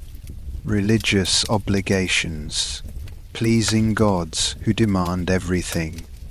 Your reprieve from feline theology proves to be temporary, as most reprieves in ancient Egypt tend to be. Kaimwazet, apparently satisfied that you've survived your encounter with divine cats without triggering a theological crisis, decides that your spiritual education requires broader exposure to the Egyptian pantheon. This sounds almost reasonable until you realize that ancient Egypt doesn't simply have gods. It has a divine bureaucracy so complex it makes modern tax codes seem like children's picture books. The temple complex where you're now assigned serves not one deity but dozens, each with their own specific requirements, preferences, and capacity for divine wrath when those preferences aren't met, with absolute precision. The morning begins before dawn, with the awakening of Ra, the sun god, whose daily journey across the heavens must be properly acknowledged through a series of chants, offerings, and ritual gestures that have been performed without variation for over 1,000 years. You stand in the pre-dawn darkness with perhaps 50 other temple servants, your voice joining the chorus that greets Ra's emergence from the underworld. The words flow over you like water over stone, incomprehensible but unmistakably sacred, each syllable carrying the weight of cosmic significance. The priests who lead the chant move with the precise choreography of people who understand that a single mispronounced word could throw the universe out of balance. And their intensity is infectious in the way that genuine terror often is. As Ra's chariot begins its ascent, painting the eastern sky in shades of gold and crimson, the morning's obligations multiply like rabbits in springtime. There's Khepri, the scarab-headed god of the rising sun, who requires his own separate acknowledgement. Then Atum, the setting sun, who must be honored even as he's 12 hours away from relevance. The solar theology alone involves at least 6 different deities, each governing a specific aspect of the sun's daily journey, and confusing their roles or mixing up their offerings is the kind of mistake that can result in cosmic catastrophe. But the sun gods are merely the beginning. As the morning progresses, you're introduced to the staggering complexity of Egyptian religious life through direct, exhausting participation. There's Thoth, the ibis-headed god of wisdom and writing, whose morning ritual requires the precise arrangement of papyrus scrolls, reed pens, and ink made from specific minerals ground according to sacred formulas. The offerings must be placed at exact angles, the prayers recited in perfect meter, and the whole ceremony completed before the sun reaches a particular point in the sky. Then comes Ptah, the creator god, whose worship involves the blessing of tools and craftwork. Every hammer, chisel, and measuring rod in the temple complex must be individually consecrated, a process that takes hours and requires the kind of attention to detail that would make a Swiss watchmaker weep with admiration. Miss a single tool, and you've potentially cursed every project it touches for the remainder of its existence. The afternoon brings Osiris, god of the dead and ruler of the underworld, whose rituals involve offerings of bread, beer, and meat arranged in patterns that mirror the constellation of Orion. The bread must be baked according to recipes that date back to the Old Kingdom. The beer must be brewed from barley grown in temple fields, and the meat must come from animals that have been blessed, sacrificed, and butchered, according to protocols so specific they require their own papyrus manual. Your hands, already blistered from rope work and still tender from your encounter with Egyptian justice, begin to crack and bleed from the constant handling of ritual implements. The incense burns your eyes and throat. The endless chanting leaves your voice raw, and the precise physical movements required for each ceremony strain muscles you didn't know you possessed. But stopping isn't an option, because the gods are watching, and they notice everything. The theological complexity reaches truly bewildering heights when you encounter the overlapping jurisdictions of deities whose responsibilities seem to conflict or duplicate each other. There's Ra, the sun god, but also Atum, another sun god, and Khepri, yet another sun god, plus Horus, who's sometimes a sun god and sometimes a sky god, depending on which myth you're following and what time of day it is. Each requires separate offerings, distinct prayers, and specific ritual gestures that must never be confused or combined. The calendar that governs these obligations reads like the fever dream of a mathematician with religious mania. There are lucky days and unlucky days, days when certain gods must be honored and others must be avoided, days when specific foods can be eaten and others when they become spiritually toxic. The priests who manage this schedule carry scrolls covered in calculations that track lunar cycles, stellar positions, and the complex interactions between divine personalities that can shift the spiritual significance of any given moment. You watch in growing horror as the day's obligations pile up like stones in a pyramid. There's Sobek, the crocodile god, who requires offerings of fish and fowl presented at the edge of sacred pools where actual crocodiles bask in the sun with the lazy confidence of creatures who know they're worshipped. There's Tuweret, the hippopotamus, goddess of childbirth, whose shrine must be tended by women who chant prayers for fertility while burning incense made from herbs that grow only in the deepest parts of the Nile Delta. The animal sacrifices, when they begin, reveal another layer of complexity that makes your head spin with theological vertigo. Each god has preferences not just for the type of animal offered, but for its age, color, gender, and the specific manner of its death. A bull for Ptah must be black with white markings in particular patterns. A goose for Thoth must be white with no blemishes and must be killed with a single precise cut that doesn't damage the neck. The blood must be collected in specific vessels, the organs removed in predetermined order, and the remains disposed of according to rituals that vary depending on the phase of the moon. But it's the concept of Ma'at, divine order, cosmic balance, the fundamental principle that keeps the universe from dissolving into chaos, that truly drives home the impossible pressure of Egyptian religious life. Every action, every word, every thought must align with Ma'at, and the responsibility for maintaining this alignment falls on every individual in society.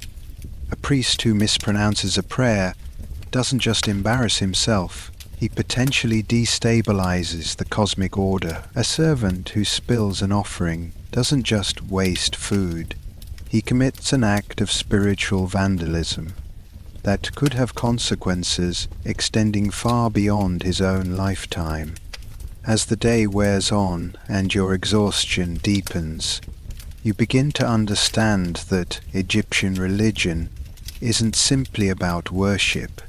It's about the constant, grinding pressure of cosmic responsibility. Every moment of every day requires vigilance, precision, and the kind of spiritual stamina that most mortals simply don't possess.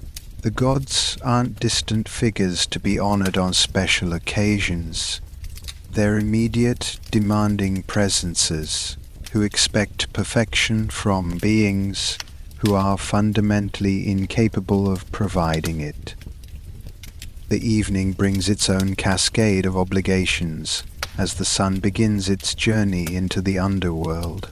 Ra must be properly bid farewell, Osiris must be welcomed into his nightly reign, and a dozen other deities must be acknowledged as the cosmic balance shifts from day to night.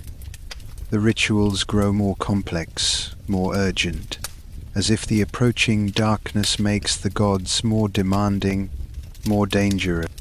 It's during the final ceremony of the day, a complex offering to Sekhmet, the lioness goddess of war and healing, that you notice the priests preparing something that makes your blood run cold. In the center of the temple's inner sanctum, they're arranging what appears to be a sacrificial altar, complete with restraints, ceremonial knives, and channels carved into the stone to direct the flow of blood. Kaimwasit approaches you with an expression that suggests your religious education is about to take another unexpected turn. He speaks in the formal cadences reserved for the most sacred pronouncements, and though you can't understand his words, his gestures make one thing terrifyingly clear. The gods, it seems, have decided that your spiritual development requires a more personal form of participation in their worship. And as the priests begin to chant and the ceremonial fires are lit, you begin to suspect that you're about to discover whether the Egyptian afterlife is as well organized as their religious bureaucracy. After all, when the gods demand everything, sometimes everything includes you. Workplace hazards, construction in the age of gods.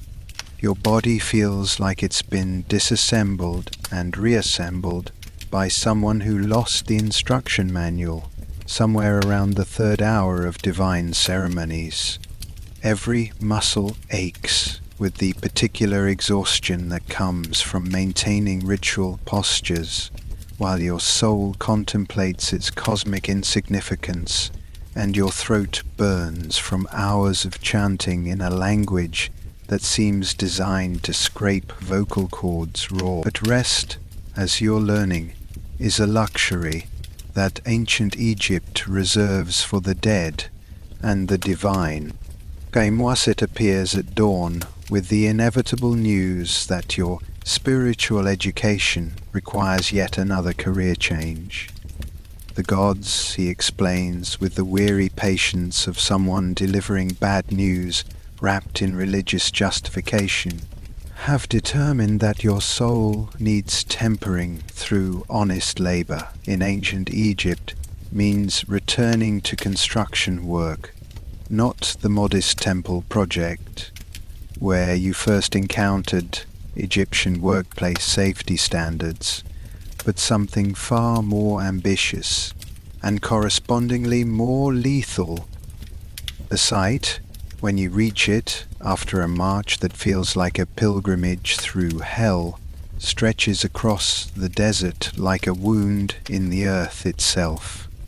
What's being built here is a pyramid, not one of the great monuments that will survive millennia, but a substantial tomb for a regional governor whose ambitions apparently extend well into the afterlife. The scale of the undertaking is staggering. Thousands of workers moving like ants across a landscape of limestone blocks, wooden ramps, and the kind of organized chaos that emerges when human ambition collides with the laws of physics. The heat hits you like a physical blow the moment you step into the work area. Here, away from the shade of temple walls and the cooling influence of sacred pools, Ra's chariot burns with the full intensity of divine wrath. The limestone blocks radiate heat like ovens. The sand beneath your feet feels hot enough to cook bread, and the air itself shimmers with waves that make the distant workers look like mirages, dancing on the edge of reality. Your assignment comes without ceremony or explanation. You're handed a rope and directed toward a block that weighs approximately as much as a small building. The rope is hemp, rough enough to file your palms down to bone, and already stained with what you hope is sweat from previous workers. The block sits with the immovable confidence of something that has made peace with gravity, and sees no reason to relocate simply because humans have developed opinions about its place. The work begins immediately, without warm-up exercises or safety briefings, or any of the considerations that might occur to people who value human life above architectural ambition. You join a team of perhaps 20 men, all gripping ropes attached to the massive stone, and at a signal from the overseer you begin to pull. The physics are simple.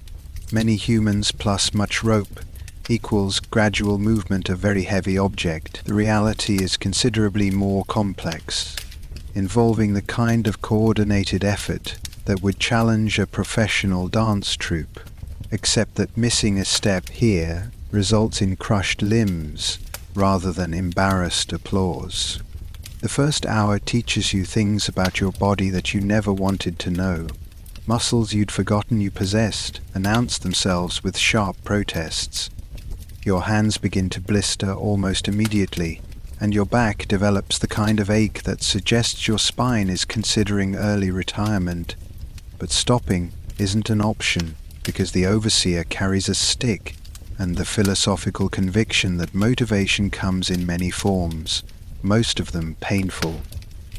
Around you, the construction site operates with the relentless rhythm of a machine built from human components. Workers haul blocks up wooden ramps that creak ominously under the weight, mix mortar in pits that look like open graves, and scramble across scaffolding that appears to have been designed by someone with an optimistic view of both wood strength and human agility. The sound is constant. The scrape of stone against stone, the crack of whips, the groans of men pushed beyond their physical limits, and underneath it all, the steady thud of hammers, shaping eternity, one blow at a time. The casualties begin almost immediately, with the casual frequency that suggests they're considered part of the construction process rather than unfortunate accidents. A worker on the scaffolding loses his footing and falls 30 feet to the limestone below, his scream cut short by the sound of impact that makes your stomach clench with sympathetic horror. The other workers pause for perhaps 10 seconds, long enough to confirm that he won't be getting up again, then return to their tasks with the philosophical acceptance of people who have seen this before and know they'll see it again. The overseer's reaction is even more chilling in its practicality.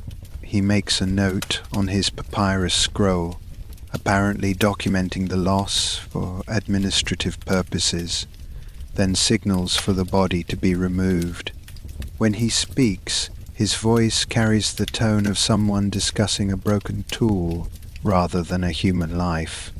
The man was chosen by the gods, he explains to anyone within earshot. His death is not tragedy but divine selection, a promotion to the afterlife that should be envied rather than mourned. This spiritual interpretation of workplace fatalities becomes a recurring theme as the day progresses. When a worker collapses from heat stroke, his convulsions are described as divine possession. When another man's hand is crushed between two blocks, the injury is explained as punishment for some unnamed transgression against cosmic order. The system has developed a theological framework that transforms every accident into an act of divine will, which has the convenient effect of absolving management of any responsibility for worker safety. The heat, as the day progresses, becomes less like weather and more like a living entity with malevolent intentions. Your linen tunic, soaked with sweat, clings to your body like a damp shroud, and the rope burns against your palms with every pull. The limestone blocks radiate heat that makes touching them an exercise in controlled agony, and the sand beneath your feet grows hot enough to raise blisters through your thin sandals. Water, when it's distributed, comes in clay jars that are warm to the touch and taste of the Nile's particular blend of minerals and organic matter. You drink it anyway, because dehydration in this heat means death, and death means becoming another administrative note on the overseer's scroll. The water breaks are brief, just long enough to prevent immediate collapse, and then it's back to the ropes, back to the blocks, back to the grinding rhythm of human muscle against divine. It's during the afternoon, when the heat has reached levels that seem to violate the basic principles of habitability, that you experience your first near-death moment. The block you're helping to move, a particularly massive specimen that seems to have been carved from concentrated stubbornness, shifts unexpectedly as it's being positioned on the ramp. The rope in your hands goes slack for a moment, then snaps taut with enough force to lift you off your feet. For a terrifying instant, you're suspended in the air, held aloft by hemp and momentum, while several tons of limestone decide whether to crush you or merely maim you. The world slows to the speed of nightmares as you watch the block tilt, wobble, and begin to slide backward down the ramp. Other workers scatter like startled birds, their shouts lost in the grinding roar of stone against wood. You hit the ground hard, rolling away from the block's path with the desperate agility of someone who has suddenly developed a very personal interest in the laws of physics. The limestone crashes into the sand where you'd been standing moments before, sending up a cloud of dust that turns the air into a choking fog. When the dust settles, you're alive but shaking, your hands bleeding from rope burns and your body trembling with the aftershock of mortality. The overseer's reaction to your near-death experience is characteristically practical. He examines the damaged rope, makes another note on his scroll, and assigns you to a different team without comment. Your survival isn't cause for celebration. It's simply a minor administrative adjustment in the day's workflow.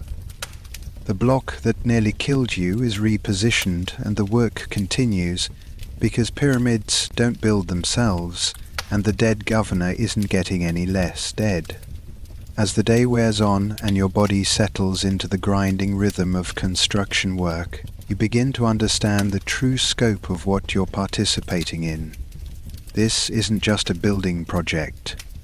It's an act of cosmic defiance, an attempt to create something permanent in a world where everything else crumbles to dust.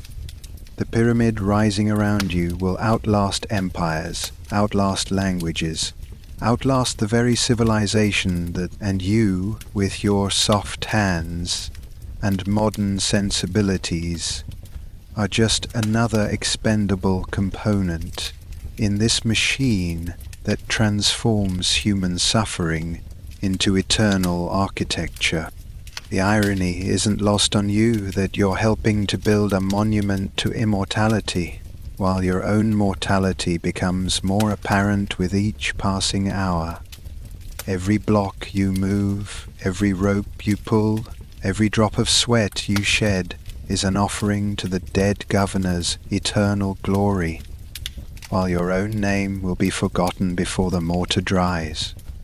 As the sun begins its descent toward the western horizon, and the day's work finally draws to a close, you stand among the other workers, those who survived the day's hazards, and look up at the growing pyramid.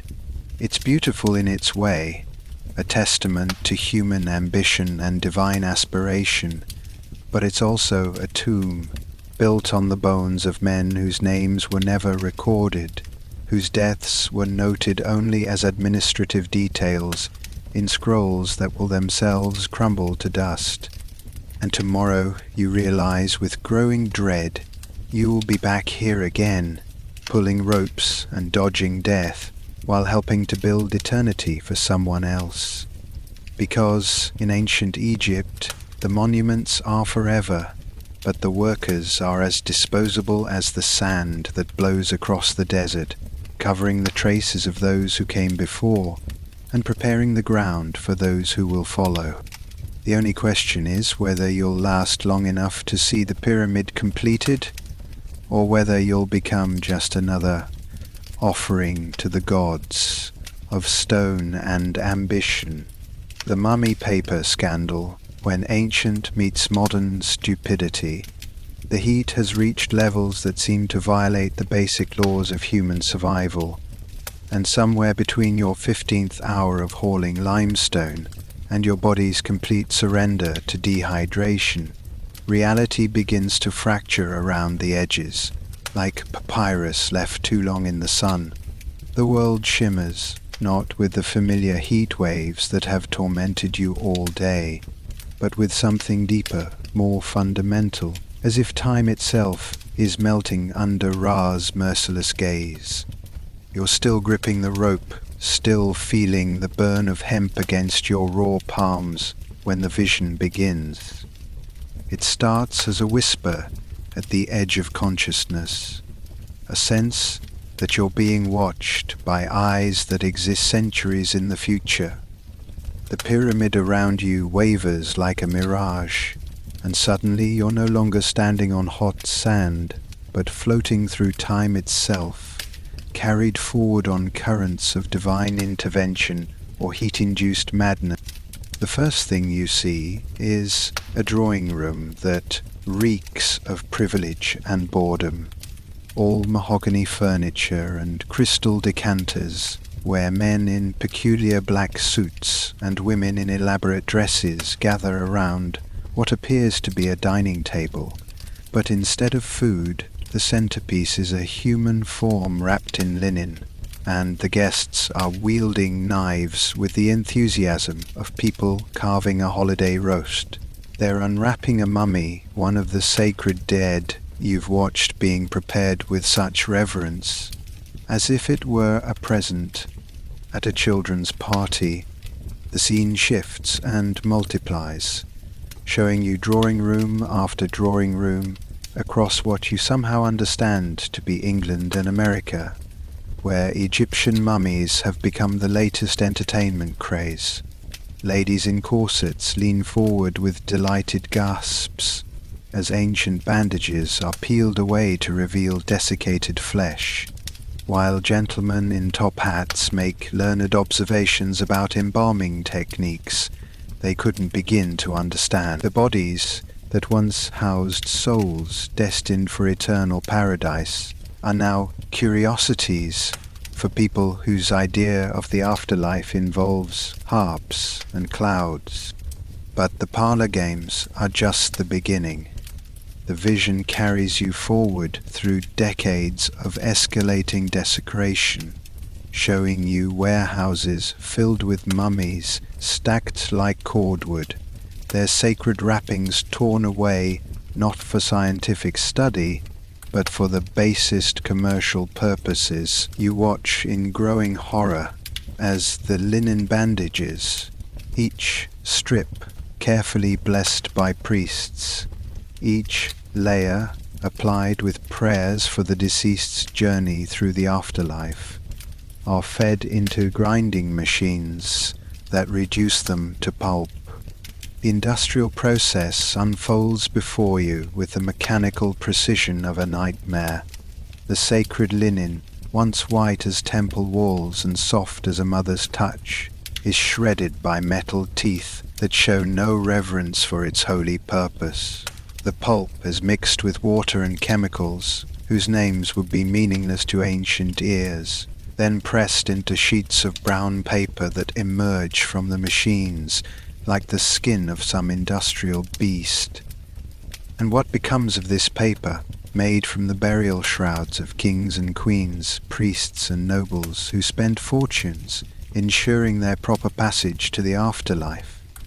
You watch with mounting disbelief as it's used to wrap food, sandwiches and pastries sold in shops where customers handle the paper with casual indifference, never knowing they're touching the transformed remains of people who once ruled empires.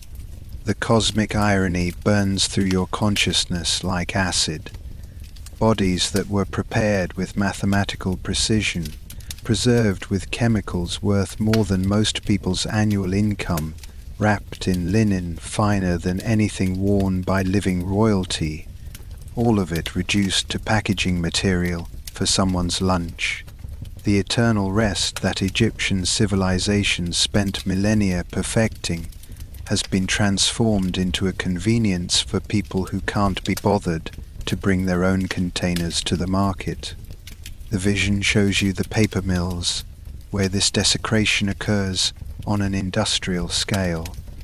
Tons of mummy wrappings are processed daily, their sacred purpose obliterated by the grinding wheels of progress and profit. The workers who feed the ancient linen into the machines have no idea what they're destroying. To them, it's just old cloth from a dead civilization. Raw material to be converted into something useful for the living. You see the business correspondence that makes this trade possible, letters written in languages that won't exist for millennia, discussing the Egyptian linen supply as if it were cotton or wool, rather than the burial shrouds of the sacred dead. Entrepreneurs calculate profit margins on eternity itself, reducing the spiritual aspirations of an entire civilization to line items in accounting ledgers. The cholera outbreak, when it comes, strikes with the poetic justice that only the gods could orchestrate. The disease spreads through the very paper made from mummy bandages, as if the desecrated dead have finally found a way to exact their revenge on those who disturb their rest. People who unwrap their sandwiches from paper made of pharaohs' burial cloths find themselves joining those pharaohs in death, though their journey to the afterlife lacks the careful preparation and divine protection that the Egyptians provided. The vision expands to show you the broader scope of this cultural vandalism. Museums filled with mummies displayed like trophies, their cases labeled with clinical descriptions that reduce complex human beings to archaeological specimens. Wealthy collectors who purchase mummies as conversation pieces, storing them in private libraries between first edition books and exotic hunting trophies. Scientists who grind mummy remains into powder, believing it possesses medicinal properties that can cure everything from headaches to impotence. You watch as entire cemeteries are excavated not for knowledge but for profit, their contents shipped across oceans to feed the insatiable appetite of societies that view ancient Egypt as a source of curiosities rather than a civilization worthy of respect. The careful work of embalmers, who spent 70 days preparing each body for eternity, is undone in minutes by treasure hunters who care only for the gold and jewels hidden within the wrapping. The most devastating part of the vision is the casual nature of the destruction. These aren't acts of deliberate malice, but of thoughtless consumption, the inevitable result of a civilization that values novelty over reverence, profit over preservation. The people unwrapping mummies at dinner parties aren't evil. They're simply ignorant of what they're destroying, unable to comprehend the spiritual significance of what they treat as entertainment. The vision begins to fade as your consciousness struggles back toward the present, but not before showing you one final, crushing irony. In the future you've witnessed, the very civilization that's desecrating Egyptian mummies will eventually develop its own elaborate funeral practices.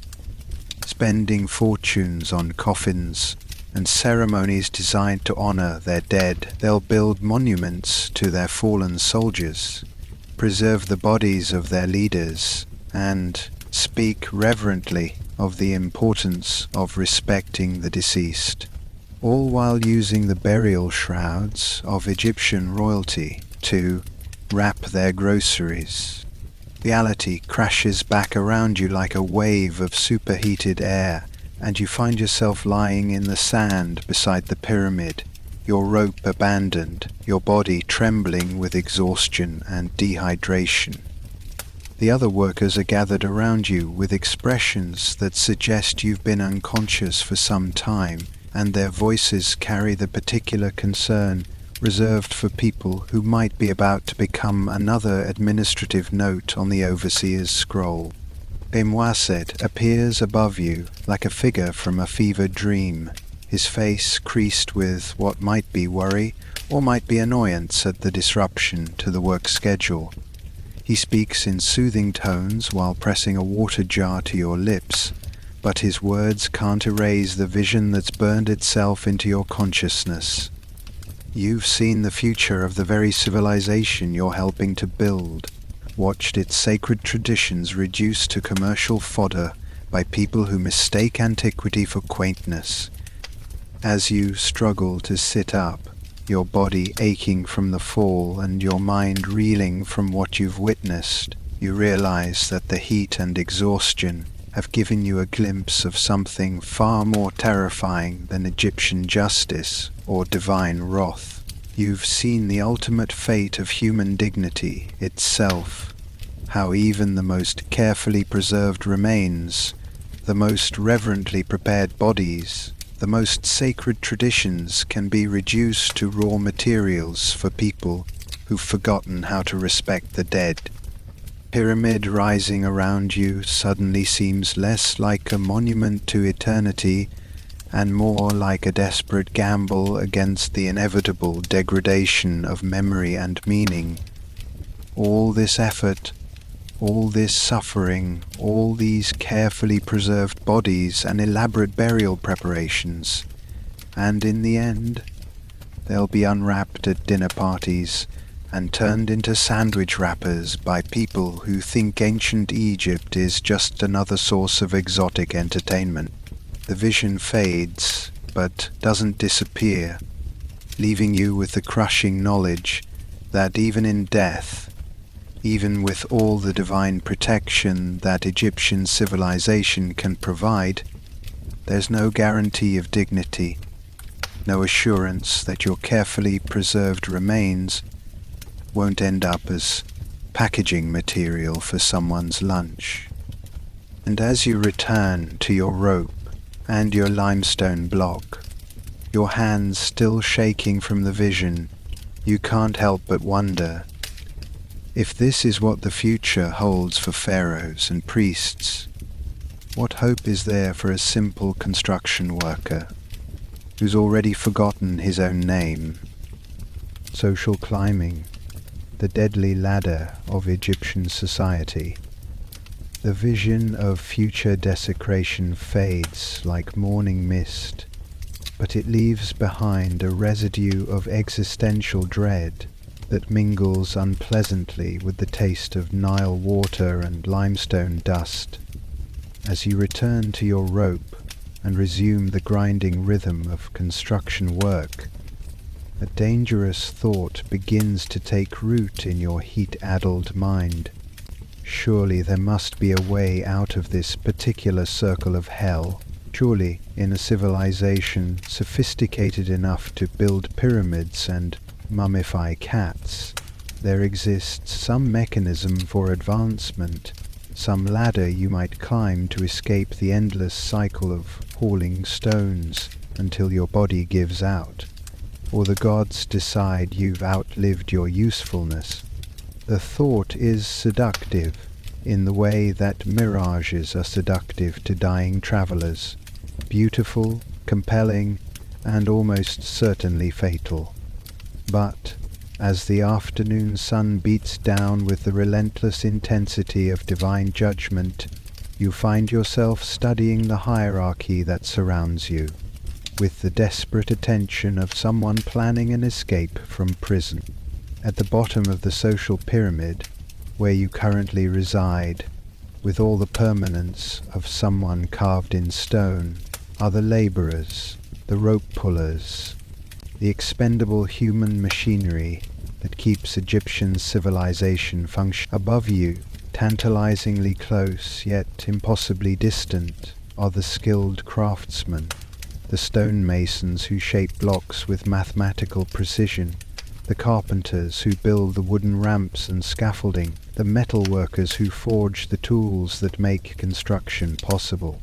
They move with the confidence of people who possess knowledge, and knowledge, you're beginning to understand, is the only currency that matters in ancient Egypt. Higher still are the scribes, those blessed individuals who can read and write the sacred hieroglyphs that transform mere marks into divine communication. They carry themselves with the particular arrogance of people who know they're indispensable. Their reed styluses hanging from cords around their necks, like badges of intellectual superiority. A scribe doesn't pull ropes or haul stones. He records the work of others, calculates quantities, manages inventories, and serves as the crucial link between the divine will of the pharaoh and its earthly implementation. But it's the priests who truly capture your attention, moving through the construction site with the serene authority of people who speak directly to gods. They bless the work, consecrate the tools, and perform the rituals that ensure divine favor for the project. Their linen robes remain spotless, despite the dust and chaos around them, as if the very air parts to avoid soiling their sacred garments. To become a priest would mean escaping not just physical labor, but the constant fear of divine retribution that hangs over every aspect of Egyptian life. The dangerous thought crystallizes into something approaching a plan as you watch a young scribe making notations on a papyrus scroll. He's perhaps your age, with the soft hands and pale complexion of someone who has never pulled a rope or lifted a stone. His stylus moves with practiced efficiency as he records the day's progress, and when he speaks to the overseers, they listen with the deference due to someone who represents higher authority. Surely, you think with the optimism of the truly desperate. There must be some way to demonstrate your worth, to prove that you possess skills beyond the ability to grip hemp and pull in unison with other sweating bodies. Your opportunity comes sooner than expected, delivered with the casual brutality that characterizes most opportunities in ancient Egypt.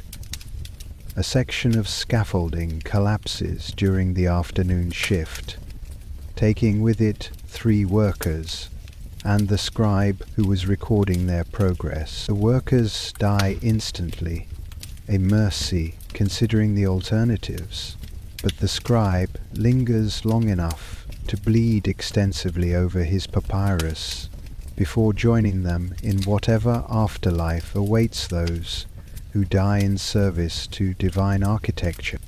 The overseer's reaction to this catastrophe is characteristically practical. He needs someone to continue the scribe's work, at least temporarily, until a proper replacement can be found. His eyes scan the assembled workers with the calculating gaze of someone selecting livestock, and when they settle on you, you realize that your moment of opportunity has arrived, wrapped in the blood of the recently deceased. The papyrus, when it's thrust into your hands, is still warm and sticky with the previous scribe's life essence. The hieroglyphs swim before your eyes like tiny dancing figures, their meaning as mysterious as the intentions of the gods themselves. But you've watched scribes work, observed the way they hold their styluses, noted the careful precision with which they form each symbol. How difficult could it be? The answer, as you discover within minutes, is extraordinarily difficult. Hieroglyphic writing isn't simply a matter of drawing pictures. It's a complex system that combines logographic, alphabetic, and syllabic elements in ways that would challenge a modern linguist. Each symbol can represent a sound, a word, or an idea, depending on context, and the context itself depends on religious, historical, and cultural knowledge that takes decades to acquire. Your attempts to continue the dead scribe's work result in marks that look less like sacred writing and more like the tracks of a drunken bird walking through ink. But here's where the rigid nature of Egyptian society reveals its first paradox. Incompetence, when displayed by someone in the wrong social position, is often interpreted as divine intervention rather than human failure. The overseer, examining your hieroglyphic disasters, doesn't see evidence of your unsuitability for scribal work. Instead, he sees the mysterious workings of fate, the possibility that the gods have chosen you for reasons beyond mortal understanding. This interpretation proves both blessing and curse, as word of your promotion spreads through the construction site. The other workers regard you with a mixture of envy and pity that suggests they understand something about social mobility that you're only beginning to grasp. Their congratulations carry the hollow ring of condolences, and their smiles hold the particular sadness reserved for people watching a friend walk toward a cliff. Your education in the dangers of advancement begins that very evening when Chemoset arrives to escort you to what he describes as a celebration of your elevation. The ceremony takes place in a torchlit chamber beneath the temple complex, where the air is thick with incense, and the particular tension that accompanies religious rituals involving sharp objects and uncertain outcomes. The assembled crowd consists primarily of other elevated individuals, servants who have caught the attention of their masters, craftsmen whose work has been deemed exceptional, scribes whose loyalty has been noted by higher authorities. They stand in neat rows, their faces showing the particular mixture of pride and terror that comes from being singled out for divine attention. At the front of the chamber, a priest delivers what sounds like a blessing, but feels increasingly like a funeral oration. It's during this ceremony that you learn about the concept of retainer sacrifice, a practice that transforms social advancement from opportunity into death sentence.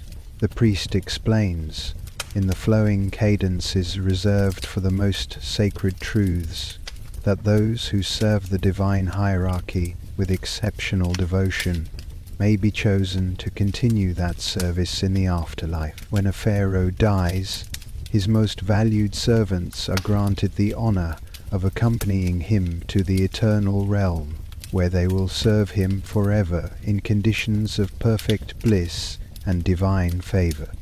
The euphemisms are beautiful, poetic, and utterly transparent.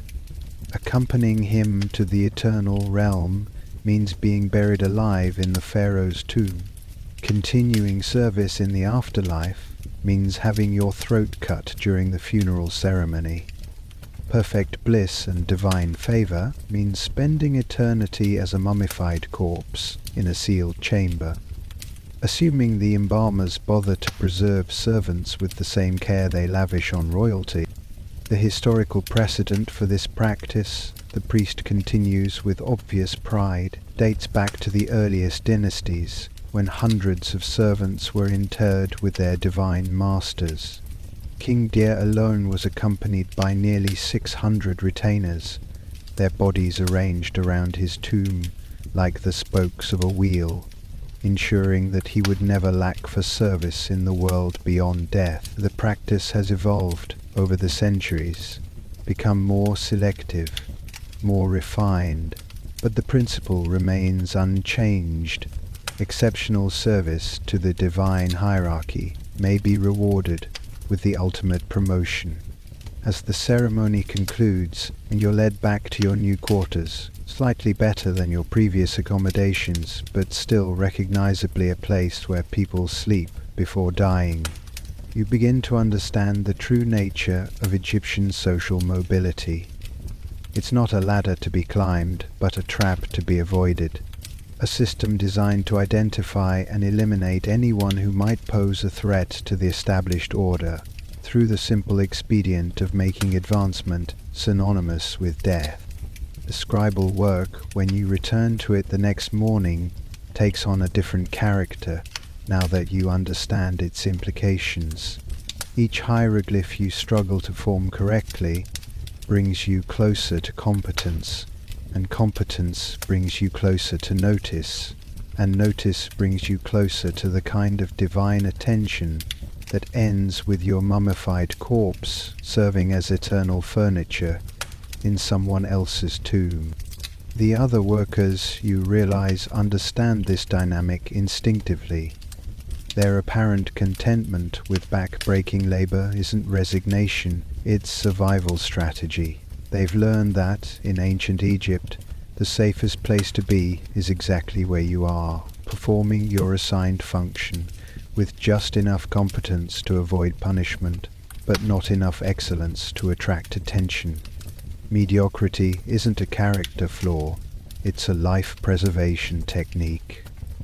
Your fellow elevated servants begin to disappear with disturbing regularity, their absences explained through the same euphemistic language that characterized the ceremony.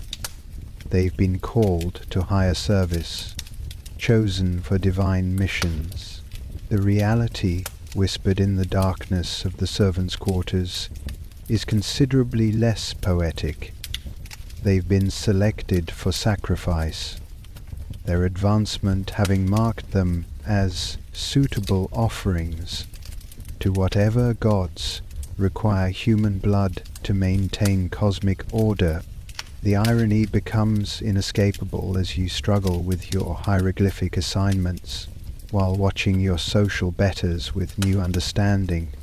The priests who seemed so enviable in their divine authority are themselves trapped in a system where religious knowledge makes them indispensable, and therefore dangerous to those above them. The scribes who appeared to live lives of intellectual privilege are actually walking inventories of state secrets, their continued existence dependent on their usefulness to masters who view human life as a renewable resource.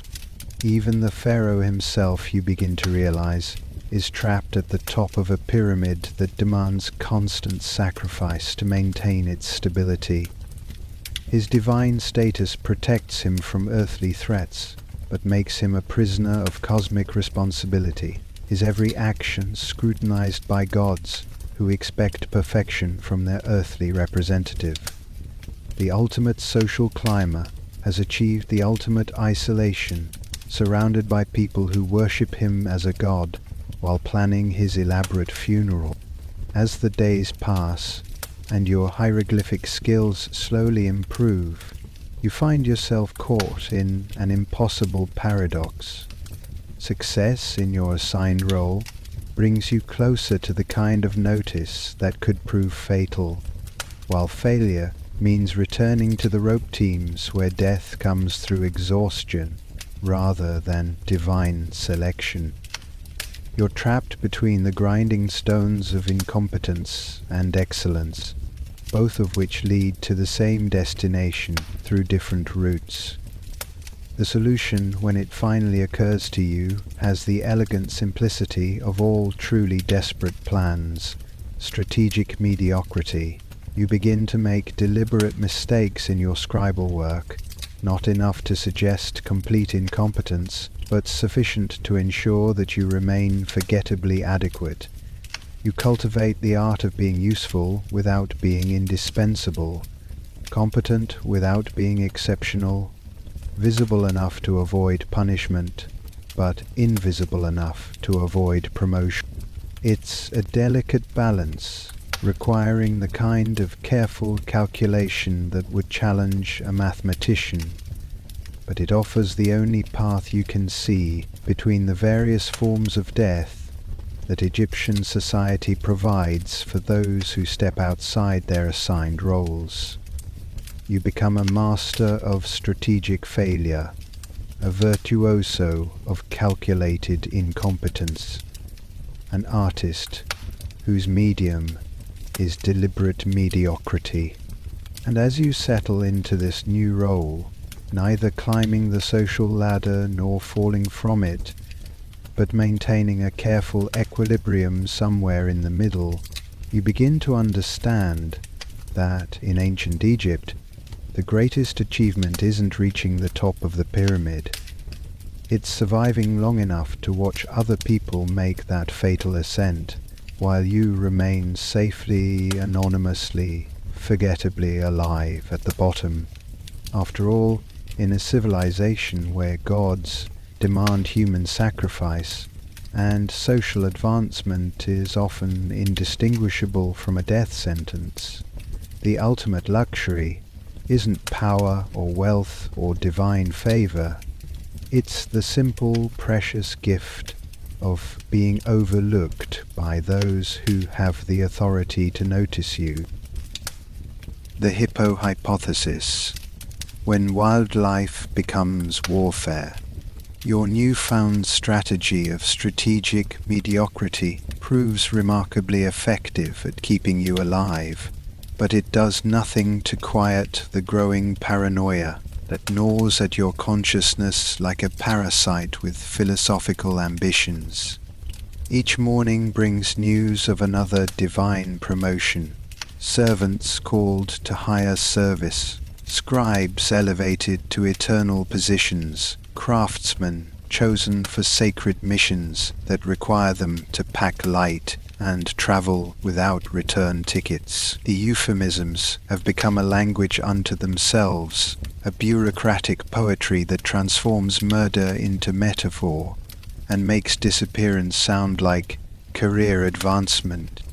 It's during one of these increasingly frequent absences, a talented metalworker who had the misfortune of creating a particularly beautiful ceremonial dagger, that you overhear a conversation that adds an entirely new dimension to your understanding of Egyptian mortality. Two priests, speaking in the hushed tones reserved for gossip that could prove fatal if overheard, are discussing the recent death of a minor noble whose hunting expedition ended with considerable more finality than intended. The details, as they emerge through whispered fragments, paint a picture of violence so absurd it borders on cosmic comedy. The noble in question, a man whose name sounds like wind through reeds, and whose arrogance apparently exceeded even Egyptian standards, had decided to demonstrate his divine favor by hunting hippopotami. This activity, the priests explain with the particular relish that accompanies discussions of other people's stupidity, is considered both a religious ritual and a form of suicide with extra steps. Hippopotami, you learn through their conversation, are not simply large, aggressive animals that happen to live in Egyptian waters. They are manifestations of Set, the god of chaos and violence, divine creatures whose very existence serves as a reminder that the natural world operates according to rules that have nothing to do with human convenience or survival. To hunt them is to engage in theological combat, a direct challenge to the forces of cosmic disorder that requires either exceptional divine protection or exceptional stupidity. The recently deceased noble, it seems, possessed only the latter. The manner of his death, when the priests describe it, carries the particular horror that comes from watching divine justice administered through dental work. Hippos, despite their deceptively placid appearance, possess jaws capable of crushing crocodiles and temperaments that make Egyptian tax collectors seem gentle by comparison. The noble's hunting party found their quarry in a reed-choked backwater where the water runs deep and dark, and the encounter lasted approximately as long as it takes to scream twice. But what transforms this from mere animal attack into something approaching cosmic significance is the growing body of evidence that such deaths are not random accidents, but deliberate acts of divine intervention. The priests speak in awed whispers of other cases, pharaohs and nobles whose hunting expeditions ended in ways that suggest the animals themselves are agents of divine will, instruments of judgment wielded by gods who have grown tired of human presumption. The most disturbing example they cite is the case of the boy pharaoh Tutankhamun, whose death at 19 has spawned theories that range from political assassination to divine retribution. The official records speak vaguely of illness and weakness, but the priests whisper of hunting expeditions gone wrong, of a young king whose body bore wounds consistent with hippo attack, massive trauma to the chest and abdomen, the kind of injuries that result from being caught between jaws designed to crush bone like papyrus. The image they paint is both tragic and absurd. The most powerful human being in Egypt, a living god whose word could reshape the kingdom, reduced to hippo food because he failed to understand that divine status doesn't extend to wildlife management.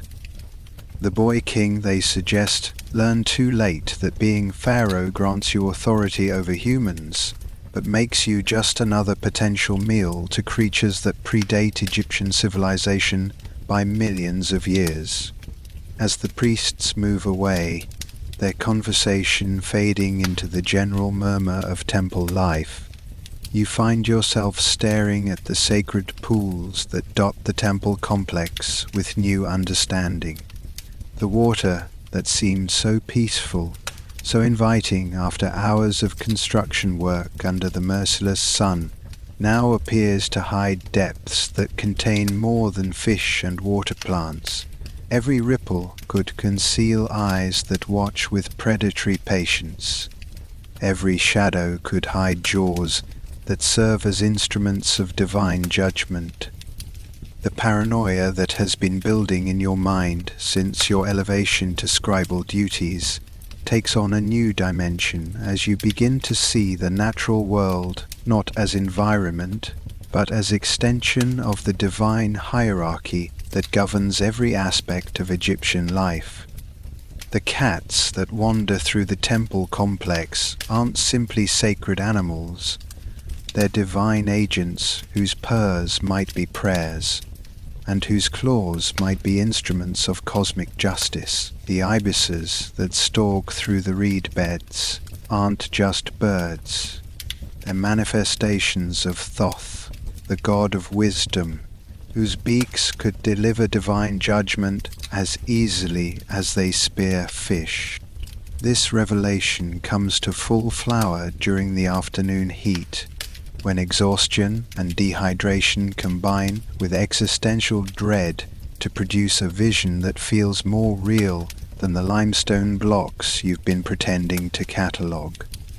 The world around you begins to shimmer and shift, the familiar temple complex transforming into something that exists at the intersection of reality and divine revelation. The hippos emerge from the sacred pools like living mountains, their massive forms dripping with water that catches the sunlight like liquid gold.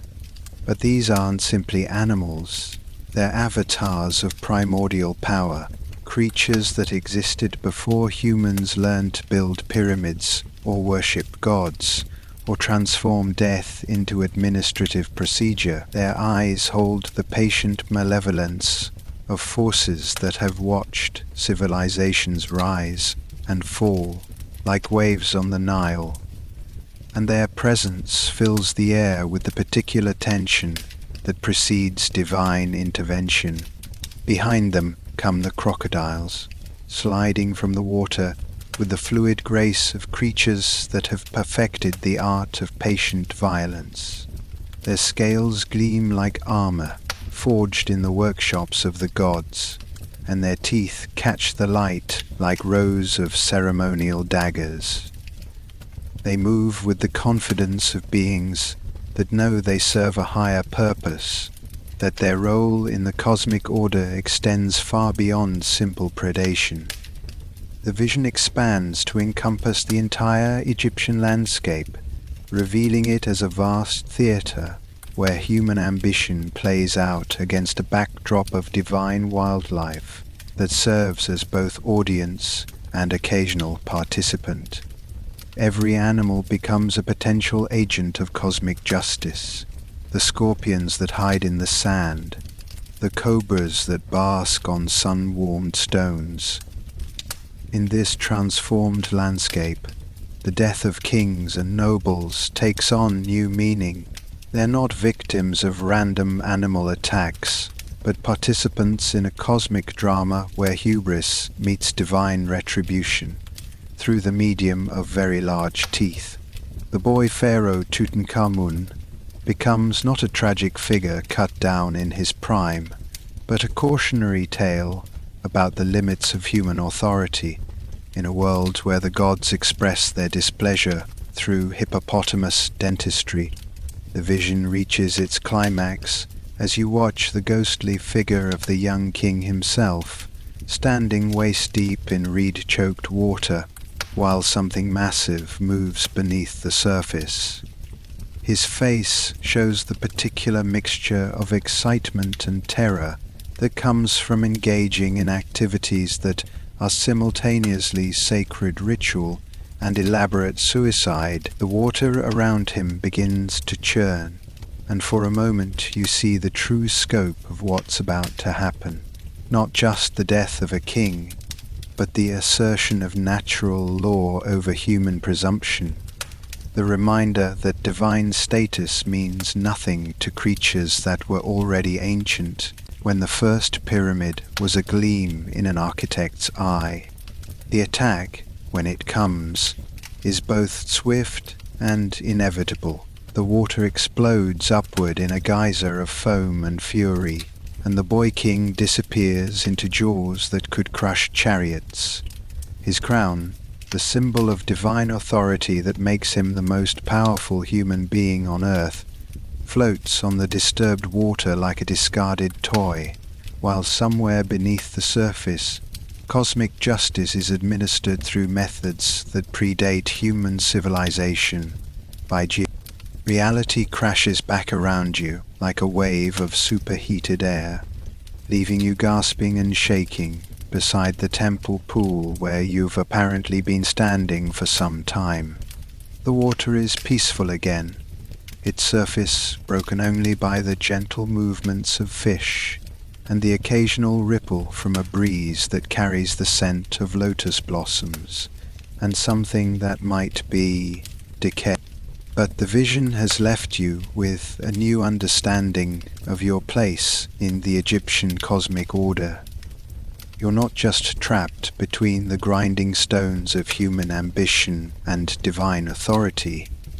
You're also surrounded by a natural world that serves as an extension of divine will, populated by creatures that might at any moment decide to express the gods' displeasure through direct personal intervention. The hippos in the sacred pools no longer seem like exotic wildlife, but like sleeping instruments of divine judgment, patient and powerful, and perfectly capable of transforming any moment of human presumption into a theological lesson delivered through dental trauma. The crocodiles that bask on the muddy banks aren't just predators, but agents of cosmic order, ready to remind anyone who forgets their place in the hierarchy that divine status is a human concept that means nothing to creatures with better teeth. As you return to your scribal duties, your hands still shaking from the vision, you add another layer to your survival strategy. Avoid all bodies of water deeper than a puddle. Treat every animal as a potential avatar of divine wrath. And remember that in ancient Egypt, even nature itself is part of the system that transforms human ambition into cautionary tales. After all, when the gods need to make a point about the limits of human authority, they don't send messengers or prophets or burning bushes. They send hippos. And hippos, unlike human agents of divine will, don't bother with euphemisms or administrative procedures. They just open their mouths and let cosmic justice speak for itself.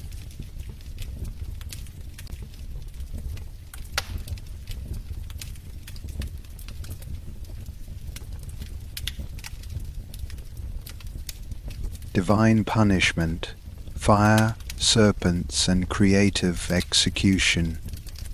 Your newfound appreciation for the theological implications of Egyptian wildlife proves to be excellent preparation for understanding the creative artistry that characterizes Egyptian justice. The morning brings news that makes your previous encounters with legal procedure seem like gentle philosophical discussions.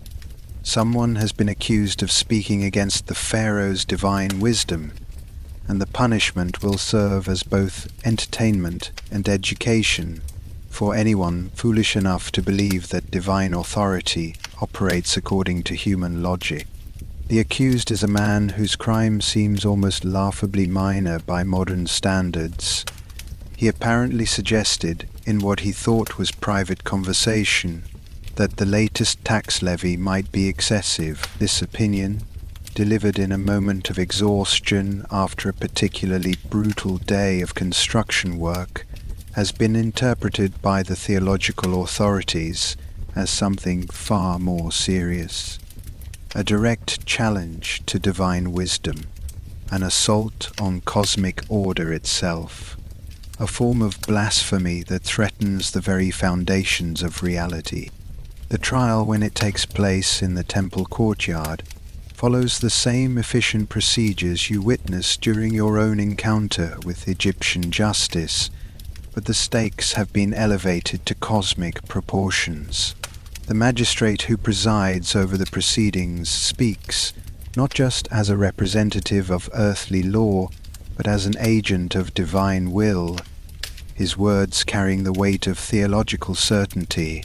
The evidence against the accused is presented with the clinical precision of people who have reduced human suffering to administrative procedure. But it's the sentence, when it's finally pronounced, that reveals the true sophistication of Egyptian punishment theory. The man will be burned alive, not simply as a method of execution, but as a form of spiritual annihilation that extends far beyond mere death. Fire, the magistrate explains, with the patient tone of someone delivering a lecture on cosmic mechanics, is the element of Ra himself, the purifying force that will burn away not just the man's life, but his very capacity for existence in the afterlife. The theological logic is both elegant and terrifying. In Egyptian belief, the body serves as the vessel for the soul's journey through death into eternal life, and the preservation of that body through mummification is essential for achieving immortality. By destroying the body with fire, The punishment ensures that the condemned man will be denied not just life, but eternity itself, a form of cosmic erasure that makes simple death seem like a mercy. The execution ground, when the procession reaches it, has been prepared with the same meticulous attention to detail that characterizes all Egyptian religious ceremonies. The pyre isn't simply a pile of wood, but a carefully constructed altar that transforms murder into sacred ritual. The timber has been arranged in geometric patterns that mirror the mathematical precision of pyramid construction, and the kindling has been blessed by priests whose entire careers revolve around the proper application of divine fire. As you watch from the crowd of mandatory witnesses, because in ancient Egypt, even attendance at executions is a form of civic duty, you begin to understand that this isn't simply punishment, but theatre, a carefully orchestrated performance designed to demonstrate the consequences of challenging divine authority. Every detail has been calculated for maximum psychological impact, from the positioning of the pyre to catch the morning light, to the timing of the ceremony, to coincide with Ra's ascent into the heavens. The condemned man, when he's brought forward, moves with the mechanical precision of someone whose spirit has already departed, leaving behind only the biological processes necessary to experience his own destruction. His eyes hold the particular emptiness that comes from understanding that his suffering serves a purpose larger than personal justice, that his agony will become a lesson, his death a demonstration, his annihilation a reminder to everyone watching that divine authority extends beyond life into the very possibility of existence itself. But fire, you learn through whispered conversations among the crowd, is only one option in the Egyptian catalogue of creative punishment. The priests who oversee these proceedings have developed an entire taxonomy of divine retribution, each method carefully matched to the nature of the crime and the theological requirements of cosmic justice. Theft from temples results in being fed to sacred crocodiles, whose digestive processes serve as a form of ritual purification. Adultery can lead to snake pits, where the condemned face creatures that embody the chaos and temptation that led to their transgression. The snake pits, when they're described by someone who has witnessed their use, sound like something designed by theologians with a particularly vivid understanding of symbolic justice. The condemned is lowered into a stone-lined chamber filled with cobras, vipers, and other serpents that represent the forces of chaos and deception. Death, when it comes, arrives through venom that transforms the body into a vessel of divine judgment, the poison serving as a physical manifestation of the spiritual corruption that led to the crime. Each method of execution carries its own theological significance, its own symbolic weight in the cosmic balance that governs Egyptian civilization. The crocodiles that devour temple thieves aren't simply predators, but sacred creatures whose consumption of human flesh serves as a form of divine communion, transforming criminal bodies into offerings to the gods they offended. The fire that consumes blasphemers doesn't just destroy flesh, but purifies the cosmic order by removing elements that threaten its stability. As the flames begin to consume their offering, and the crowd watches with the fascinated horror of people witnessing divine justice in action, you realize that you're not simply observing an execution, but participating in a religious ceremony that transforms human suffering into cosmic maintenance. The man's screams, when they come, aren't just expressions of pain, but prayers of a sort.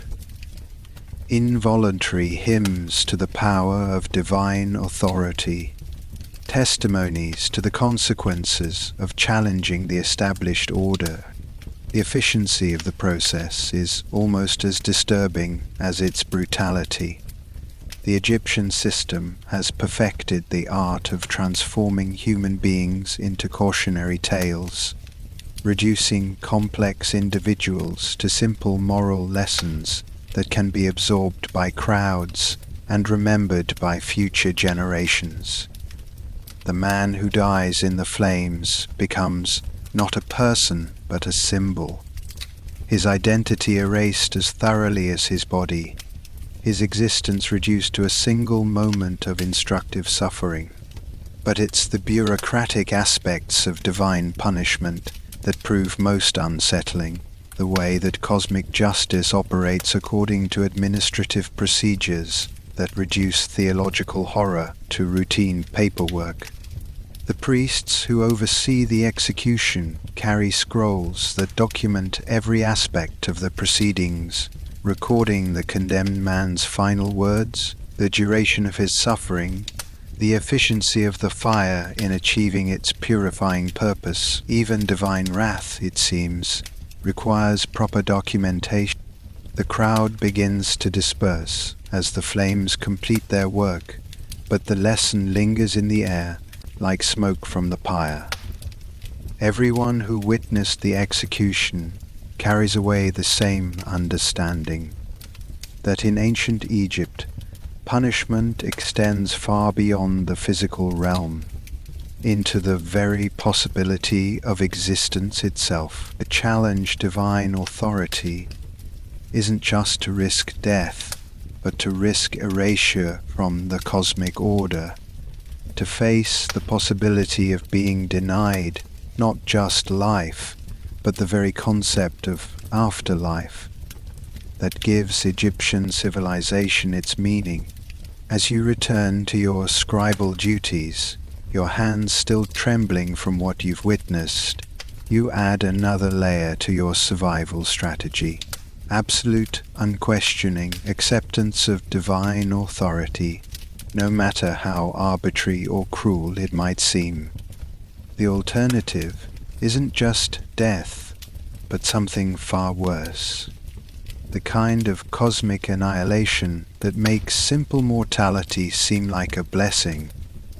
The paranoia that has been building in your mind since your arrival in ancient Egypt reaches new heights as you realize that every word you speak, every thought you think, every expression that crosses your face could be interpreted as evidence of the kind of spiritual corruption that leads to purification by fire. The system has created a society where survival depends not just on obedience, but on the constant performance of absolute faith, where even private doubts can become public crimes, punishable by cosmic erasure.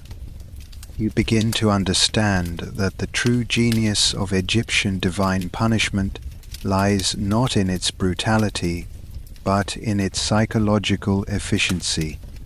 The threat of being burned alive, fed to crocodiles, or thrown into snake pits creates a level of fear that extends far beyond the physical realm into the very core of human consciousness. People don't just avoid challenging divine authority, they avoid even thinking thoughts that might be interpreted as challenges, creating a form of mental slavery that makes physical bondage seem almost liberating by comparison.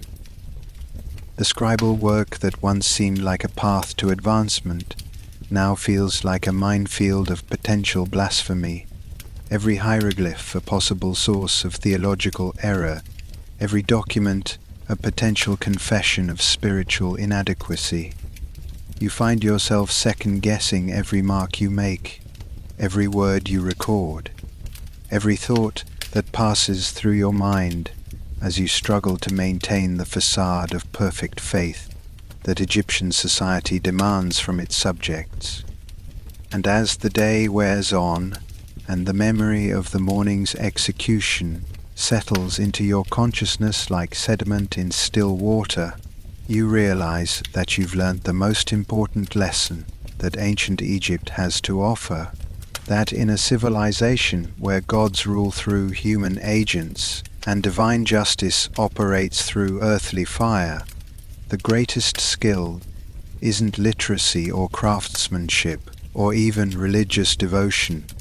It's the ability to become invisible, to blend so completely into the background of Egyptian society that you never attract the kind of attention that leads to theological scrutiny. Because in a world where divine punishment can transform human beings into cautionary tales and reduce complex lives to simple moral lessons, the ultimate luxury isn't power or wealth or even divine favor. It's the precious, fragile gift of being overlooked by those who have the authority to notice you, and the divine mandate to transform that notice into the kind of creative punishment that makes simple death seem like mercy. The afterlife application process. Death as bureaucracy. The funeral procession that winds through the temple complex on the third day after the execution carries with it the particular solemnity that accompanies the death of someone important enough to afford proper burial preparation. The deceased, a minor priest whose name sounds like water over stones, and whose only notable achievement was surviving 43 years without attracting fatal divine attention, is being sent off to the afterlife with all the ceremony that Egyptian civilization can muster for someone of middling social significance. You watch from the prescribed distance as the elaborate cortege makes its way toward the necropolis, the mummified body carried on a boat-shaped bier that symbolizes the solar bark of Ra. The procession includes professional mourners whose wails follow precise musical patterns, priests whose chants invoke protective spells, and bearers carrying the deceased's worldly possessions. Everything from furniture to food to the small army of Shabti figurines that will serve as his eternal workforce in the fields of the blessed. But it's the papyrus scroll carried by the lead priest that captures your attention and fills you with a new variety of existential dread. The document, unrolled to catch the morning breeze, reveals itself to be covered with hieroglyphs, illustrations, and what can only be described as a cosmic instruction manual. This is a copy of the Book of the Dead, though the Egyptians call it something that translates more accurately as the Book of Coming Forth by Day, and it serves as both travel guide and examination preparation for the soul's journey through the afterlife. Emwa said, noticing your fascination with the funeral preparations, approaches with the expression of someone about to deliver educational content that will prove deeply disturbing. He explains, in the patient tones reserved for theological instruction, that death in ancient Egypt is not an ending, but a transition, specifically a transition from one form of bureaucratic oversight to another, more permanent and infinitely more consequential variety. The process, as he describes it, begins long before actual death, with what amounts to spiritual estate planning. The wealthy spend decades preparing for their afterlife interviews, commissioning elaborate tombs, purchasing the finest embalming services and acquiring copies of the sacred texts that will guide them through the cosmic examination process. The Book of the Dead isn't simply religious literature. It's a study guide for the most important test anyone will ever take, with failure resulting not in academic disappointment, but in complete spiritual annihilation. The papyrus scroll that flutters in the funeral procession contains spells, prayers, and instructions that read like a combination of legal document and survival manual. There are passwords for getting past various divine guardians, magical formulas for transforming into different animals during the journey, and detailed maps of the underworld that would challenge a professional cartographer. The deceased priest, Kemwaset explains, will need every piece of this information if he hopes to navigate the afterlife successfully. But the true horror of the Egyptian afterlife system reveals itself when Kemwaset begins describing the judgment process that awaits every soul in the Hall of Ma'at. This isn't simply a matter of divine mercy or automatic salvation. It's a formal hearing conducted by a tribunal of 42 gods, each representing a different aspect of moral law, each requiring specific declarations of innocence from the deceased. The soul must stand before this divine court and recite what's known as the negative confession, a list of sins they claim never to have committed. I have not stolen, they must declare. I have not killed. I have not committed adultery. I have not cheated in business.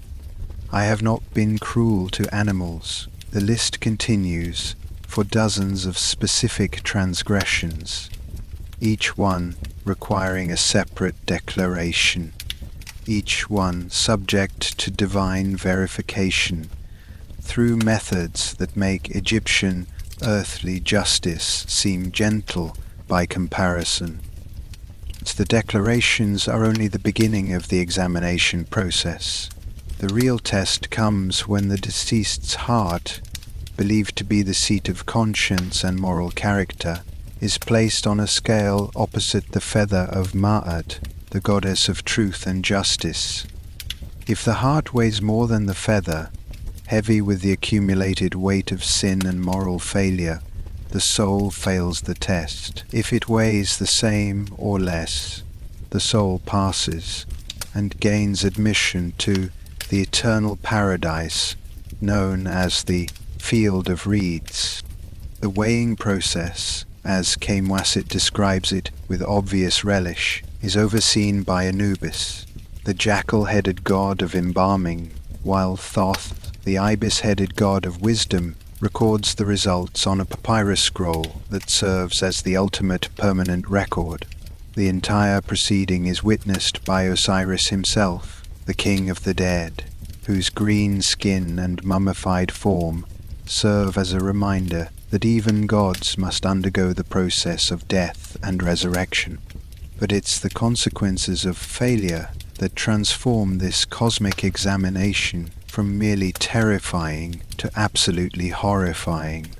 Those whose hearts prove too heavy with sin don't simply fail to gain admission to paradise, they're fed to Amit, a creature whose very existence seems designed to embody every nightmare that has ever haunted human sleep. Part crocodile, part lion, part hippopotamus, Amit combines the most terrifying aspects of Egypt's most dangerous animals into a single entity, whose purpose is the complete destruction of failed souls.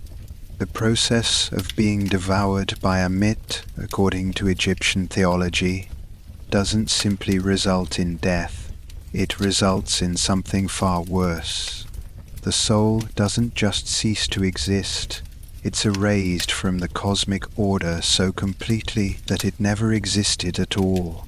No afterlife, no reincarnation, no spiritual continuation of any kind, just absolute, eternal nothingness that makes the punishments of earthly justice seem like minor inconveniences. As the funeral procession disappears into the distance, and you return to your scribal duties, the full implications of what you've learned begin to settle into your consciousness like poison seeping through fabric. The Egyptian afterlife isn't an escape from the pressures and anxieties of earthly existence. It's their ultimate expression, a cosmic examination system that makes earthly bureaucracy seem like child's play by comparison. The realization grows more disturbing as you consider the practical implications of this theological framework. Every action you take, every word you speak, every thought you think is being recorded not just by earthly authorities, but by cosmic ones, whose standards for moral behavior make Egyptian law seem permissive. The heart that beats in your chest isn't just a biological organ.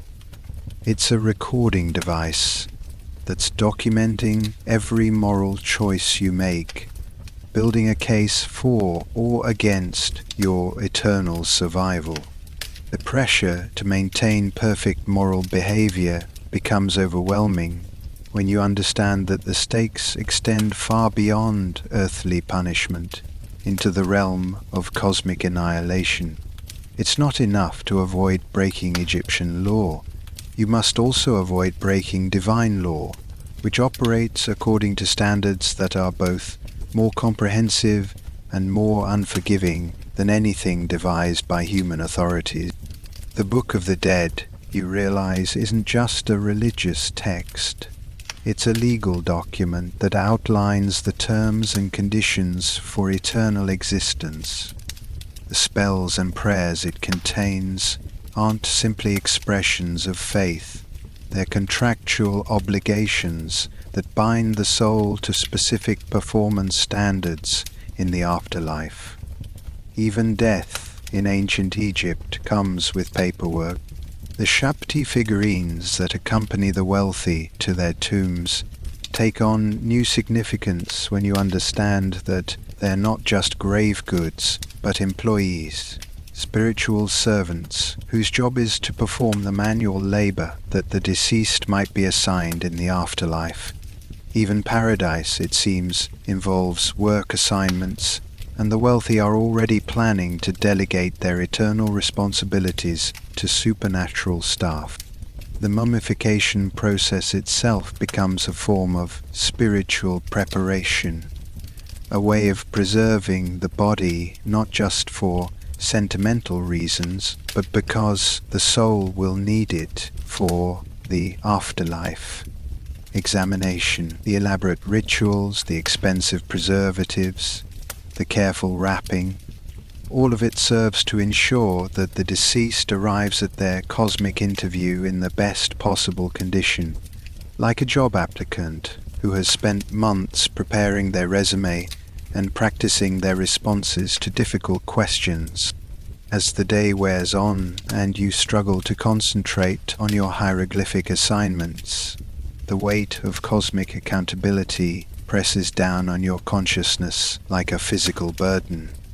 Every mark you make on papyrus, every interaction with your fellow workers, every moment of private thought becomes fraught with eternal significance. You're not just living your life, you're building a case for your soul's survival, accumulating evidence that will be presented at a trial where the stakes couldn't be higher. The paranoia that has been growing in your mind since your arrival in ancient Egypt reaches new depths as you realize that the surveillance you've been experiencing from earthly authorities is nothing compared to the cosmic oversight that governs every aspect of existence.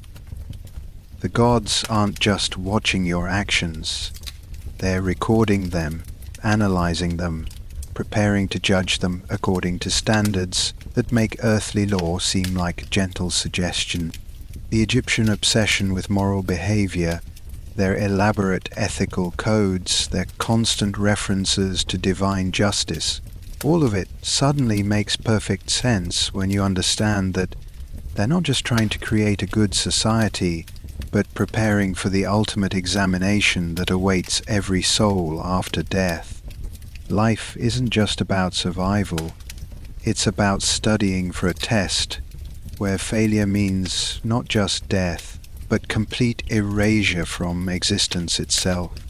And as the sun begins its descent toward the western horizon, and you contemplate another night of restless sleep, haunted by visions of cosmic judgment, you realize that you've discovered the most terrifying truth about ancient Egyptian civilization, that even death offers no escape from the pressures and anxieties of existence, only their transformation into something infinitely more consequential and absolutely final.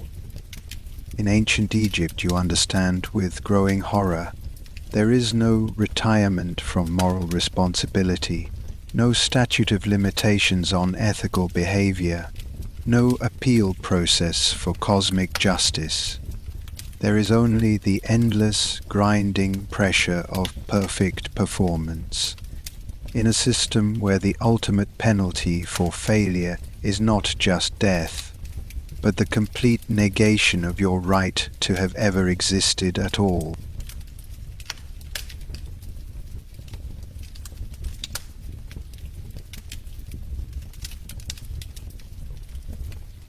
Tomb Raiders and Eternal Insecurity.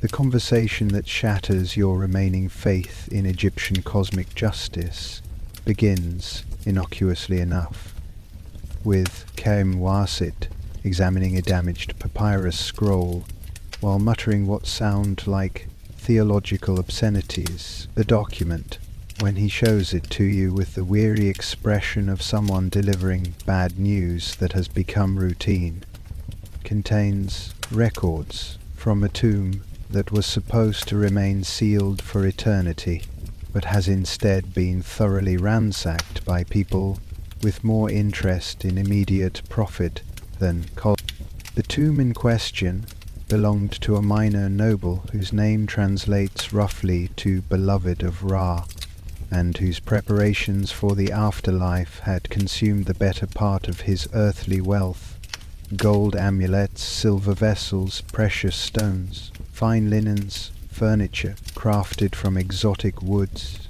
everything necessary to maintain his social status in the eternal realm had been carefully arranged around his mummified body. According to religious protocols that took decades to perfect, the burial chamber had been sealed with prayers, protected by curses, and hidden behind false walls designed to discourage casual visitors. None of which, Wasit explains, with the particular bitterness that comes from watching divine plans undone by human greed, prevented the tomb from being completely emptied within 6 months of the funeral. The thieves had entered through a tunnel that bypassed all the security measures, removed everything of value including the gold mask that covered the mummy's face, and departed, leaving behind only the corpse and the kind of spiritual devastation that makes cosmic annihilation seem like a minor inconvenience. The theological implications of this theft, as Wasit describes them, extend far beyond simple property crime into the realm of spiritual sabotage. The stolen amulets weren't just jewelry. They were magical implements necessary for navigating the afterlife, each one inscribed with spells that would protect the deceased during his journey through the underworld. The gold mask wasn't simply decorative. It preserved the facial features that would allow the soul to recognize its own body during resurrection. The furniture and vessels weren't mere grave goods. They were the infrastructure of eternal existence, the tools and comforts that would make paradise bearable for someone accustomed to earthly luxury. Without these items, the noble's soul faces the afterlife equivalent of arriving at a cosmic examination without study materials, identification, or even proper clothing. The carefully planned eternal existence that consumed his earthly wealth and decades of preparation has been reduced to a spiritual disaster that makes earthly poverty seem like abundance by comparison. But what makes this particular case especially disturbing, Khaimwaset continues with obvious relish for theological horror, is that the thieves weren't random criminals operating outside the system.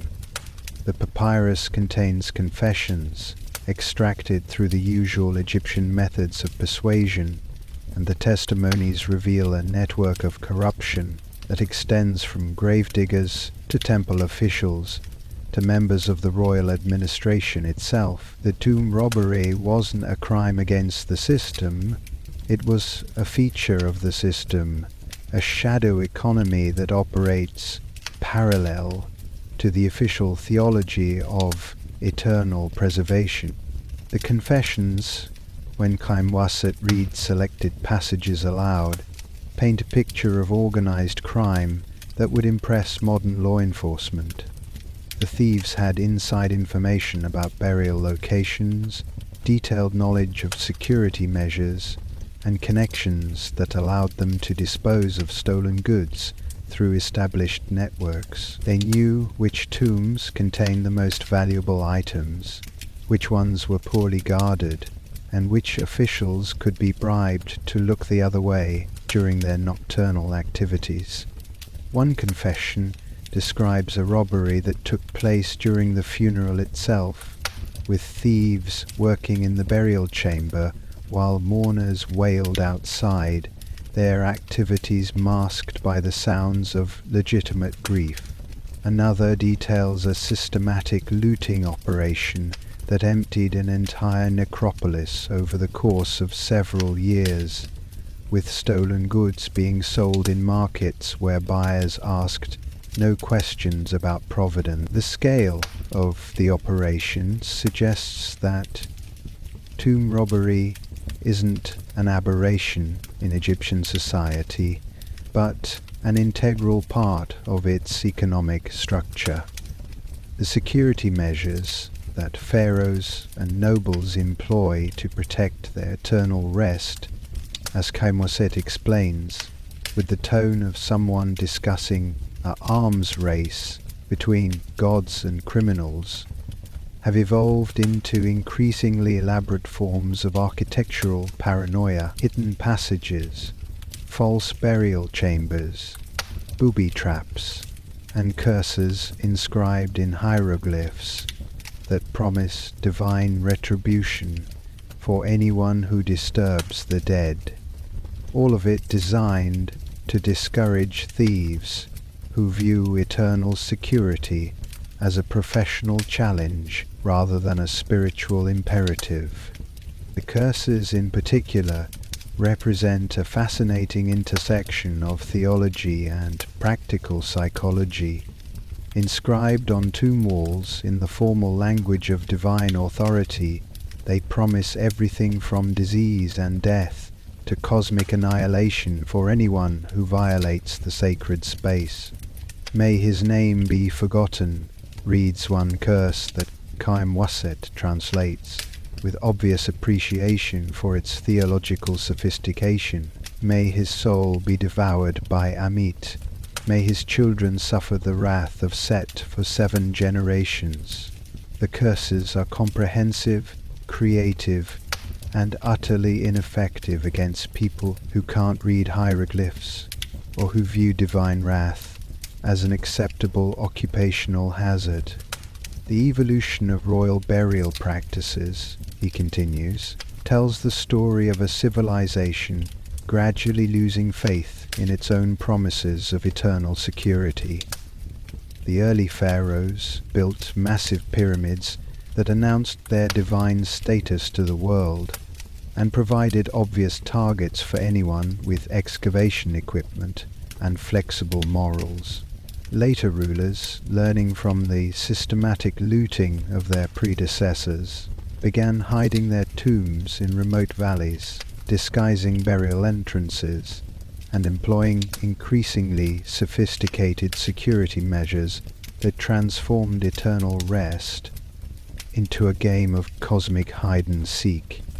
The Valley of the Kings, where the most recent pharaohs have chosen to hide their eternal remains, represents the ultimate expression of this architectural paranoia. Tombs carved deep into cliff sides, their entrances concealed and their passages designed to confuse and discourage intruders. Multiple burial chambers, false walls, and security measures that would challenge modern archaeologists, all of it testimony to the growing realization that eternal life is only as secure as the physical infrastructure that supports it. But even these elaborate precautions, came Wasset admits, with the weary resignation of someone who has seen too many divine plans undone by human ingenuity, prove inadequate against thieves who view tomb security as a professional development opportunity.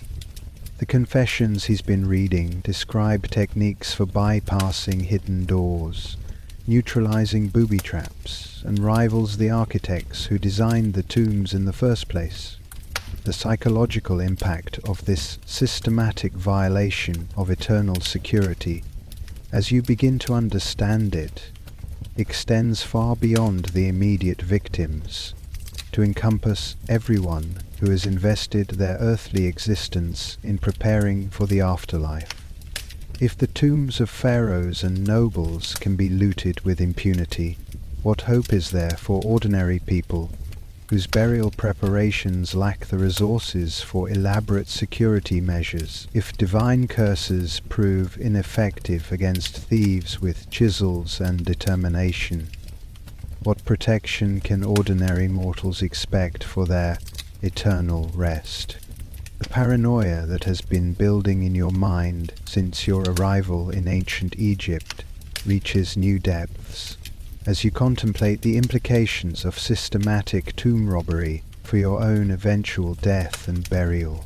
Every hieroglyph you've struggled to learn, every religious ritual you've participated in, every moral choice you've made in preparation for cosmic judgment, all of it could be rendered meaningless by thieves who view your eternal security as a business opportunity. The Egyptian promise of immortality, you realize with growing horror, isn't a guarantee but a gamble, a bet that your burial preparations will prove more durable than the greed of future generations. The elaborate theology of eternal life, the complex moral codes, the expensive mummification processes, all of it depends on the assumption that the living will respect the dead. An assumption that the evidence suggests is dangerously naive. The conversation takes an even more disturbing turn when Kaymanet begins describing cases where tomb robbery has resulted in spiritual as well as material theft. Names chiseled off tomb walls to prevent the deceased from being remembered in the afterlife. Mummies unwrapped and dismembered to access hidden amulets. Bodies burned or thrown into the Nile to eliminate evidence of theft. The thieves aren't just stealing treasure, they're committing acts of spiritual vandalism that could condemn their victims to cosmic annihilation more effectively than any divine curse. The image that haunts you most is that of a soul arriving at the Hall of Ma'at for judgment, only to discover that their earthly identity has been erased by thieves who needed to remove their name from a tomb wall to access hidden treasure. How do you prove your moral worthiness to divine judges when the evidence of your existence has been destroyed by people who view your spiritual preparation as an obstacle to profit. How do you navigate the afterlife when the magical implements necessary for the journey have been sold in markets where buyers care nothing for their cosmic significance? As the day wears on and you return to your scribal duties, the weight of eternal insecurity presses down on your consciousness like a physical burden. The hieroglyphs you struggle to form correctly, the religious texts you help to copy, the moral codes you try to follow, all of it feels increasingly futile. When you understand that your eternal fate may depend less on divine judgment than on the professional ethics of future tomb robbers. The Egyptian obsession with death preparation, their elaborate burial rituals, their massive investment in eternal security, all of it suddenly seems like a cosmic joke played on people who believe that divine promises can overcome human greed. The civilization that has perfected the art of preserving bodies for eternity has also perfected the art of violating that preservation for profit, creating a system where eternal life becomes a luxury good, available only to those who can afford security measures that exceed the ingenuity of professional thieves. And as the sun begins its descent toward the western horizon and you contemplate another night of restless sleep, haunted by visions of cosmic insecurity, you realize that you've discovered the most devastating truth about ancient Egyptian civilization, that their promise of eternal life was built on foundations of sand, vulnerable to anyone with sufficient motivation and basic excavation tools. In ancient Egypt, you understand with growing despair, death offers no escape from the anxieties of existence, only their transformation into something infinitely more precarious and absolutely beyond your control. The afterlife isn't a reward for moral behavior, but a gamble against human nature, and the house always wins.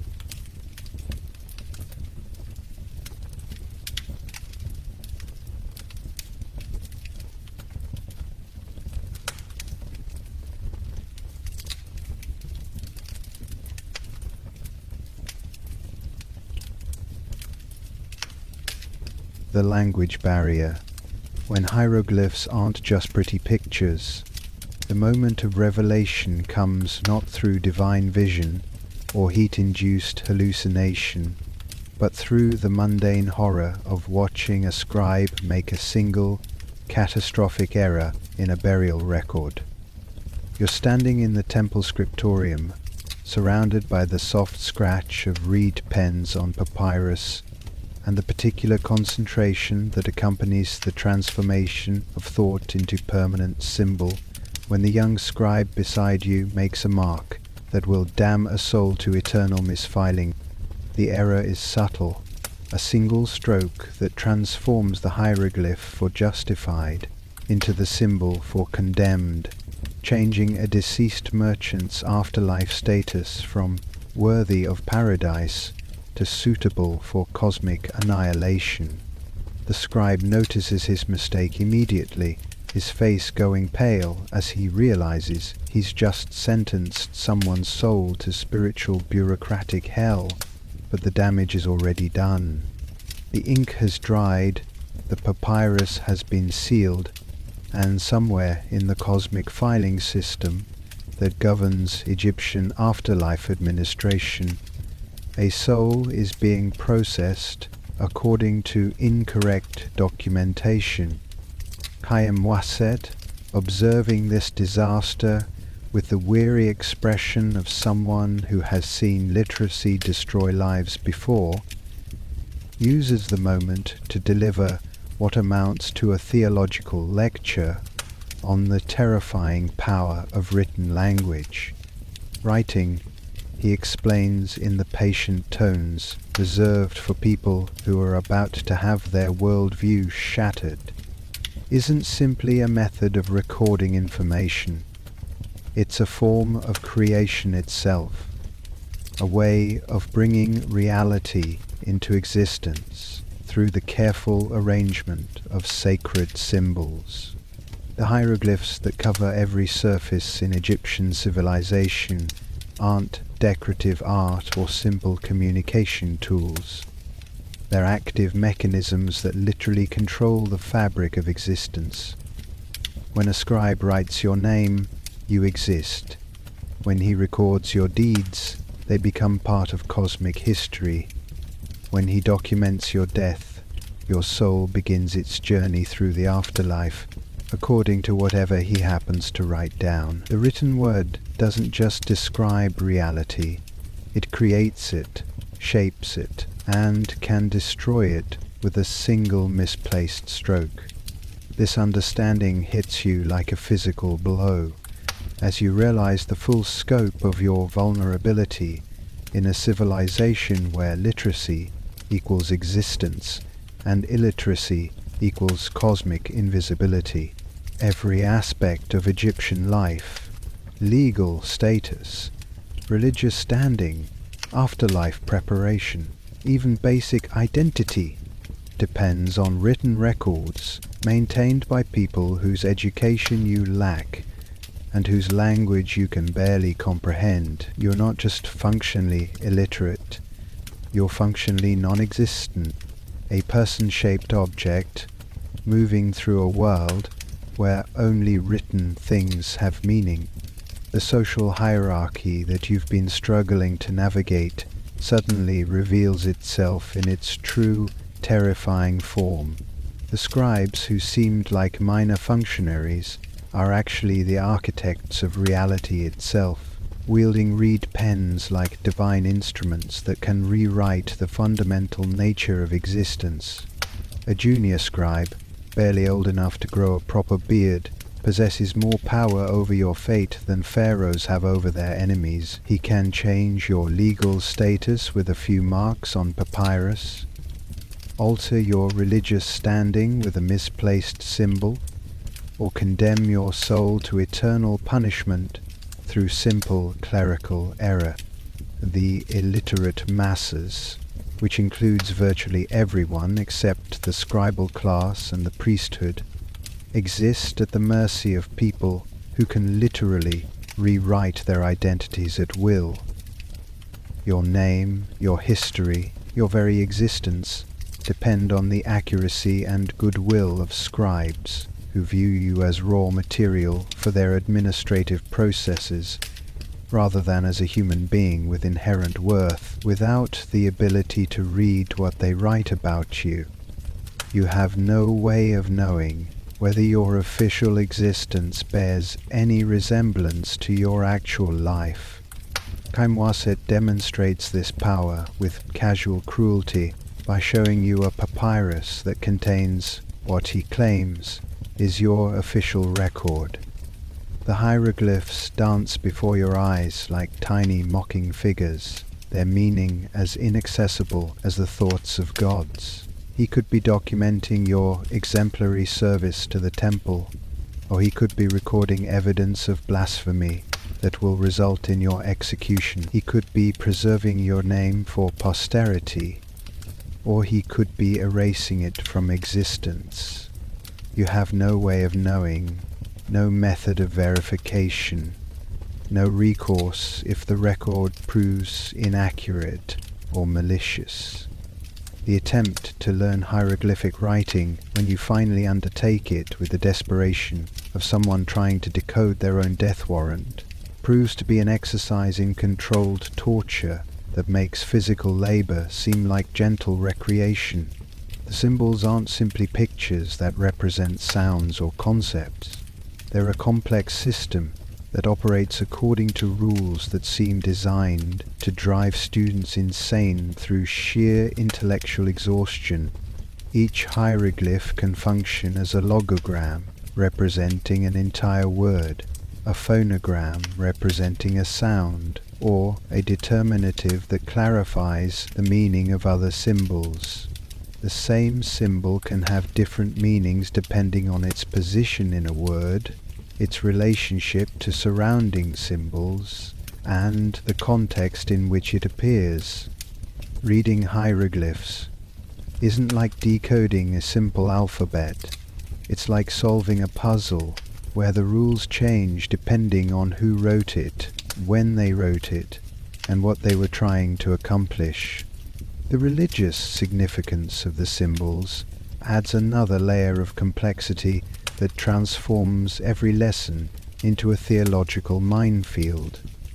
Certain hieroglyphs are considered so sacred that writing them incorrectly constitutes blasphemy, punishable by death. Others carry curses that activate when mispronounced or miscopied. The symbol for the pharaoh's name must be written in a cartouche that protects it from spiritual contamination, while the names of certain gods require specific ritual preparations before they can be safely inscribed. Your instructor, an elderly scribe whose patience has been worn thin by decades of teaching literacy to people who lack the intellectual foundation to appreciate its cosmic significance, delivers corrections with the particular cruelty that comes from watching someone fail at something he considers elementary. Each mistake you make isn't just an error, but a potential catastrophe, a misunderstanding that could result in spiritual disaster for yourself or others. The pressure to achieve perfection in a system where imperfection can literally damn souls creates a learning environment that combines academic rigor with existential terror. The breakthrough, when it finally comes, arrives not through gradual understanding, but through a moment of horrifying clarity that makes you wish you had remained ignorant. You're struggling with a passage from the Book of the Dead when the symbols suddenly resolve into meaning, and you realize you're reading instructions for navigating the afterlife that are written with the casual precision of a recipe for bread. The text describes the weighing of hearts, the judgment of souls, and the consumption of the unworthy by Amit, with the same matter-of-fact tone that might be used to discuss crop rotation or tax collection. But it's the marginalia, the notes written by previous readers, that truly drives home the terrifying power of literacy in Egyptian civilization. Scribes have added corrections, clarifications, and personal observations that reveal the casual way they manipulate cosmic truth through written language. One note suggests an alternative translation that would change the requirements for afterlife admission. Another proposes a revision to the judgment criteria that would make salvation easier for wealthy patrons. The sacred text that governs eternal fate is being edited like a business document by people who view divine truth as a rough draft, subject to revision. Carmoisette, observing your growing comprehension with obvious satisfaction, delivers the final lesson that completes your education in the terrifying nature of Egyptian literacy. Writing is creation, he explains with the tone of someone revealing a fundamental truth about the universe. When we write your name, you exist. When we record your deeds, they become real.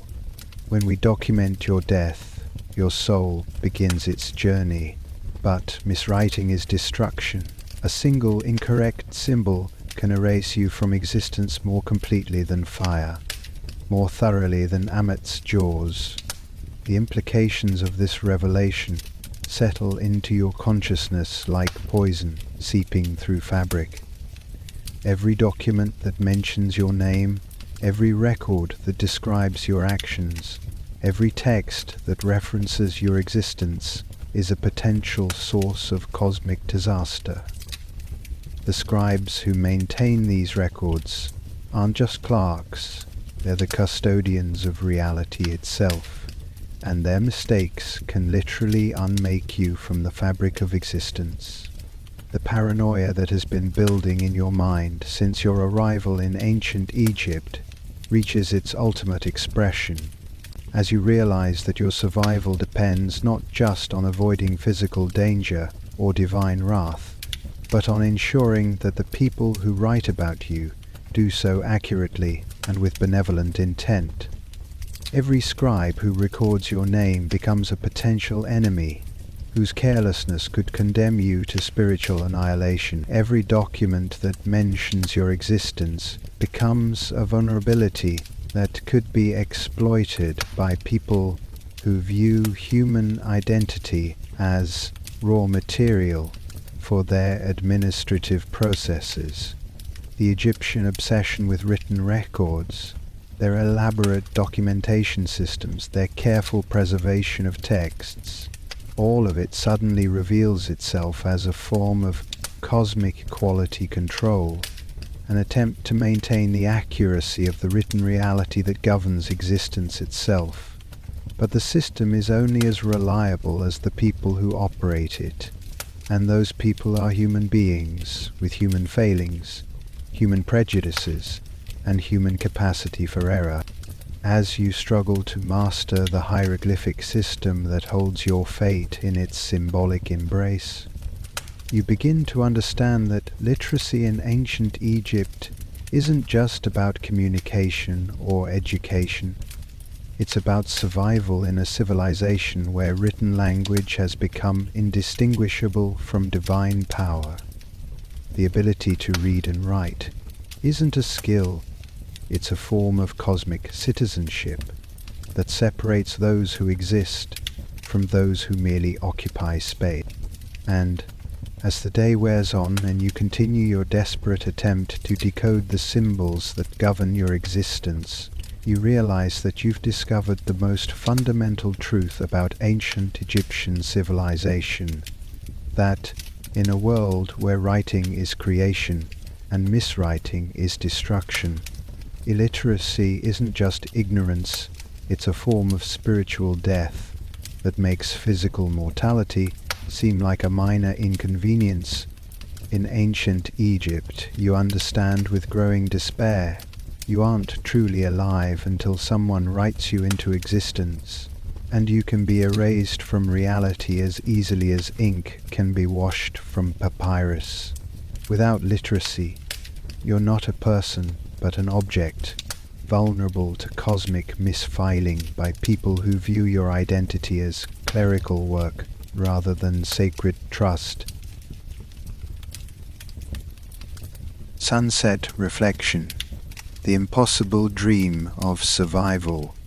Ra's solar bark begins its descent toward the western horizon, the god's daily journey from life into death, playing out across a sky that burns with the colors of divine transition. The sun doesn't simply set in ancient Egypt, it dies, consumed by the underworld that waits to test its worthiness for resurrection.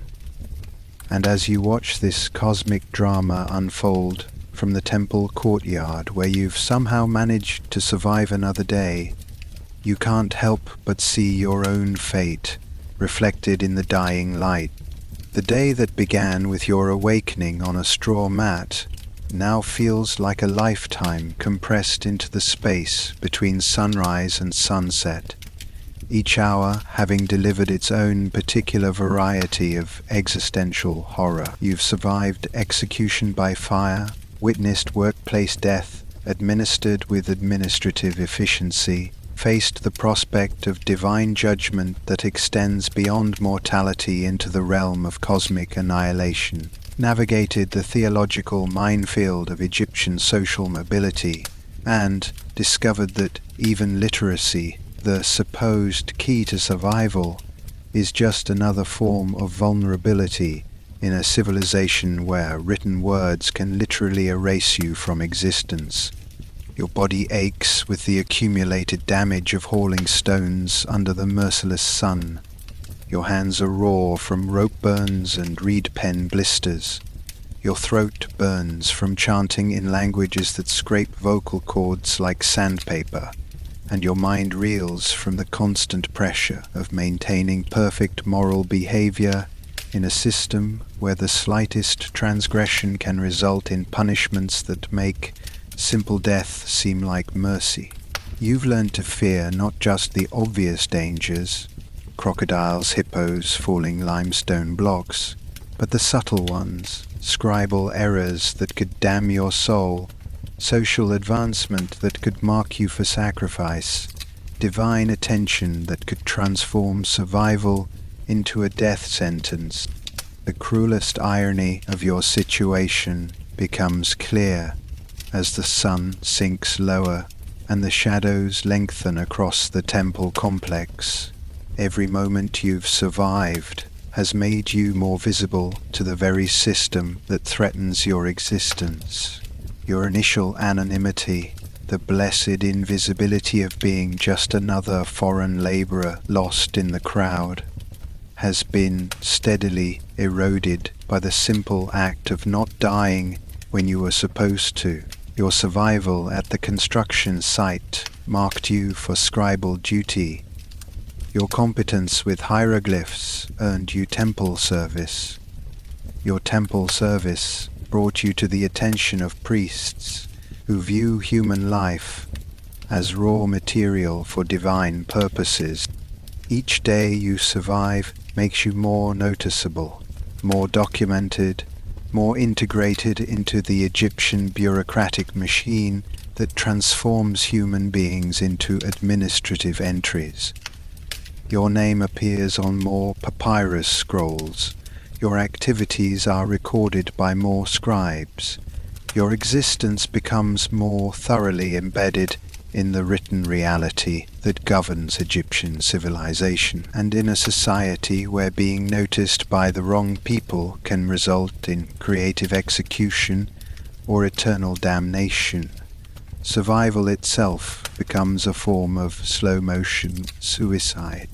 The systems that govern Egyptian life, the divine hierarchy that makes pharaohs into gods, the cosmic bureaucracy that turns death into paperwork, the theological framework that transforms moral behavior into examination preparation, all of them are designed to process human beings rather than preserve them. You're not a person navigating these systems, but raw material, being refined by them, shaped and molded, and gradually consumed by processes that view individual survival as less important than cosmic order.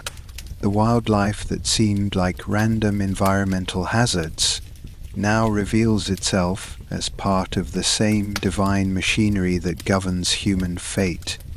The hippos that lurk in sacred pools aren't just dangerous animals, but instruments of divine judgment, ready to deliver cosmic justice through dental trauma. The crocodiles that bask on muddy banks serve as living reminders that nature itself is part of the theological system that governs Egyptian existence. Even the cats that wander through temple complexes carry the authority to condemn humans who fail to show proper reverence to their divine status. The tomb robbers who systematically violate eternal security represent the ultimate expression of Egyptian pragmatism, the recognition that divine promises are only as reliable as the physical infrastructure that supports them. In a civilization that spends fortunes preparing for the afterlife, the thieves who loot burial chambers serve as a reality check, a reminder that cosmic justice operates according to rules that have nothing to do with human planning or divine protection. They are not criminals, but philosophers using chisels and determination to demonstrate the futility of trying to secure eternity through material means. The hieroglyphic system that seemed like a path to empowerment has revealed itself as another form of entrapment, a way of making you complicit in your own spiritual destruction. Every symbol you learn to write correctly brings you closer to literacy, and literacy brings you closer to the kind of cosmic responsibility that can damn souls through clerical error. The scribes who seem so powerful in their ability to shape reality through written language are actually prisoners of their own knowledge, trapped in a system where intellectual competence makes them indispensable and therefore dangerous to those who control their fate. As the sun touches the horizon and begins its journey into the underworld, where it will face the same kind of divine judgment that awaits every Egyptian soul, Kemwaset approaches with the expression of someone delivering news that will prove either very good or very bad, depending on your perspective. He speaks in the formal cadences reserved for official pronouncements, and though you've learned enough hieroglyphic vocabulary to understand fragments of what he's saying, the full meaning emerges through context and the particular quality of dread that accompanies divine attention. The gods, he explains with obvious satisfaction, have taken notice of your survival. Your persistence in the face of obstacles that have eliminated so many others has been interpreted as evidence of divine favor, cosmic significance, or possibly just entertainment value for beings whose existence spans geological ages. This attention, he assures you with the tone of someone delivering congratulations that sound suspiciously like condolences, represents an opportunity for advancement to levels of service that transcend earthly concerns. The implications of divine interest settle into your consciousness like lead weights sinking through water. You've survived long enough to attract the attention of beings whose idea of reward involves eternal servitude and whose concept of punishment extends beyond death into realms of suffering that make earthly torture seem like gentle master. Gods, who have noticed your persistence, aren't benevolent protectors but cosmic administrators, whose management style involves human sacrifice, and whose employee benefits package includes mummification and eternal labor. As Kaimaset departs to prepare whatever ceremony will mark your transition from anonymous survivor to divinely noticed asset, you find yourself alone in the gathering darkness, with the weight of impossible choices pressing down on your consciousness. Tomorrow will bring new challenges, new opportunities for fatal error, new ways for the Egyptian system to transform your survival into evidence of your unsuitability for continued existence. The day after that will bring more of the same, and the day after that in an endless cycle of theological Russian roulette, where every chamber contains a bullet, and the only question is which one will finally fire. The stars begin to appear in the darkening sky, each one a distant sun following its own cosmic journey through death and resurrection, and you realize that you've become part of a pattern that extends far beyond individual survival into the realm of universal process. You're not just trying to survive in ancient Egypt, you're participating in a cosmic drama where human life serves as fuel for divine machinery, where individual existence matters only insofar as it contributes to the maintenance of cosmic order. The preparation for tomorrow begins with the same rituals that have marked every evening since your arrival in this impossible civilization.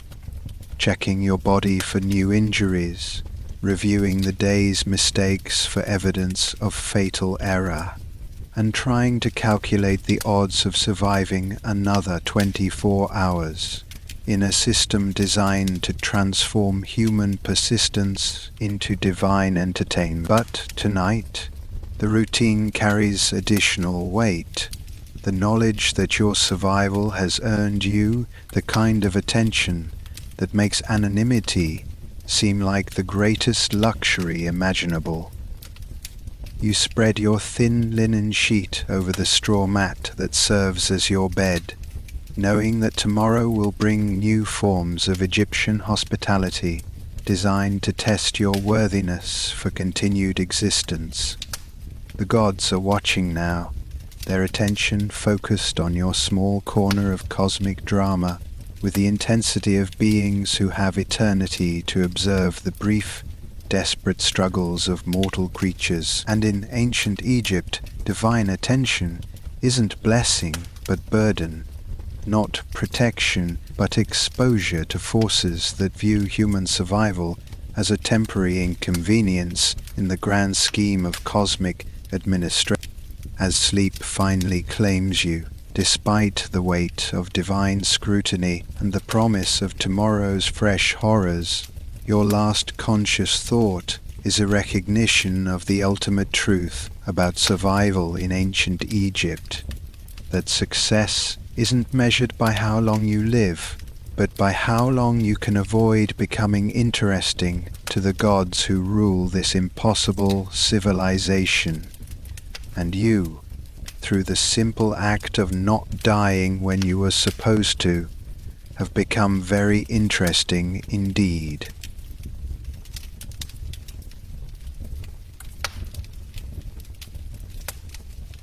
Epilogue: The Eternal Record. The papyrus beneath my reed pen has grown thin from use, its surface worn smooth by the countless words I've scratched into its fibers during the stolen moments between divine obligations and cosmic terror. The ink, made from soot and gum arabic according to recipes that predate human civilization's better judgment, has begun to fade in places, as if the very act of recording these experiences threatens to erase them from existence. I write this final entry by the light of oil lamps that flicker like dying stars, their flames casting shadows that dance across hieroglyphs I've learned to read but never learned to trust. The temple complex sleeps around me, with the restless quiet of a place where gods conduct their business in dreams. And somewhere in the distance, I can hear the night sounds of a civilization that transforms human endurance into architectural immortality. Tomorrow will bring new forms of Egyptian hospitality, fresh opportunities to discover that survival in this impossible place requires skills they don't teach in any modern curriculum. The gods who have taken notice of my persistence will undoubtedly devise new tests of my worthiness for continued existence, new ways to demonstrate that divine attention is a burden rather than a blessing. The scribes will continue their work of transforming reality through written language. The tomb robbers will pursue their philosophical investigations into the nature of eternal security, and the hippos will maintain their patient vigil in sacred pools, ready to deliver cosmic justice through dental trauma. But perhaps, and I write this with the desperate hope of someone casting a message into an ocean of time, perhaps these words will somehow reach you, wherever and whenever you are. Perhaps some future archaeologist will uncover this record and wonder at the strange tale of a modern soul trapped in ancient bureaucracy. Perhaps a tourist in a museum will pause before a display case and feel an inexplicable chill as they read about the daily horrors of life along the Nile. Or perhaps you're reading this now, in your climate-controlled comfort, your fingers scrolling across a screen that would seem like magic to the people who surround me. If so, Take a moment to appreciate the simple luxury of existing in a time when divine wrath is metaphorical, when bureaucracy is merely annoying rather than literally deadly, when the worst consequence of a bad day at work is unemployment rather than being fed to sacred crocodiles. Cherish your electric lights that banish darkness without requiring prayers to fire gods. Treasure your medical care that relies on science rather than crocodile dung and divine intervention. Value your legal system that operates according to evidence rather than the theological preferences of jackal-headed deities. These things, which seem so ordinary in your world, are miracles beyond imagining in mine. The ink grows thin, and dawn approaches with its promise of fresh horrors, disguised as divine opportunities. Soon Came Wassid will arrive with news of whatever ceremony will mark my transition from anonymous survivor to cosmically significant asset. The gods are watching now, their attention focused on my small corner of existence, with the intensity of beings who have eternity to observe the brief, desperate struggles of mortal creatures. But before I set down this pen and face whatever theological adventures await, let me leave you with the most important lesson I've learnt during my time in this impossible civilization, that the true horror of ancient Egypt isn't the heat or the disease or the casual brutality of daily life. It's the gradual realization that every system designed to help humans survive, religion, government, law, medicine, even death itself, has been transformed into a mechanism for processing them instead. In ancient Egypt, you don't live, you're processed. You don't die, you're filed.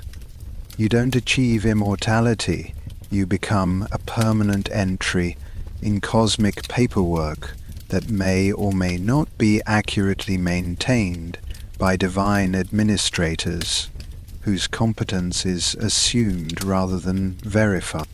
So when you close this account and return to your modern life with its mundane problems and ordinary disasters, remember that somewhere in the space between history and nightmare, a civilization once existed that perfected the art of transforming human hope into administrative procedure. And remember too that survival in any age requires not just courage or strength or intelligence, but the precious ability to remain invisible to those who have the power to notice you. The lamp flickers, the ink runs dry, and somewhere in the distance, Ra's solar bark begins its journey toward another day of cosmic judgment. The gods are stirring, the scribes are preparing their reed pens, and the great machine of Egyptian civilization prepares to transform another day of human endurance into fuel for divine ambition. If you're reading this, you've survived. Congratulations. Try to keep it that way.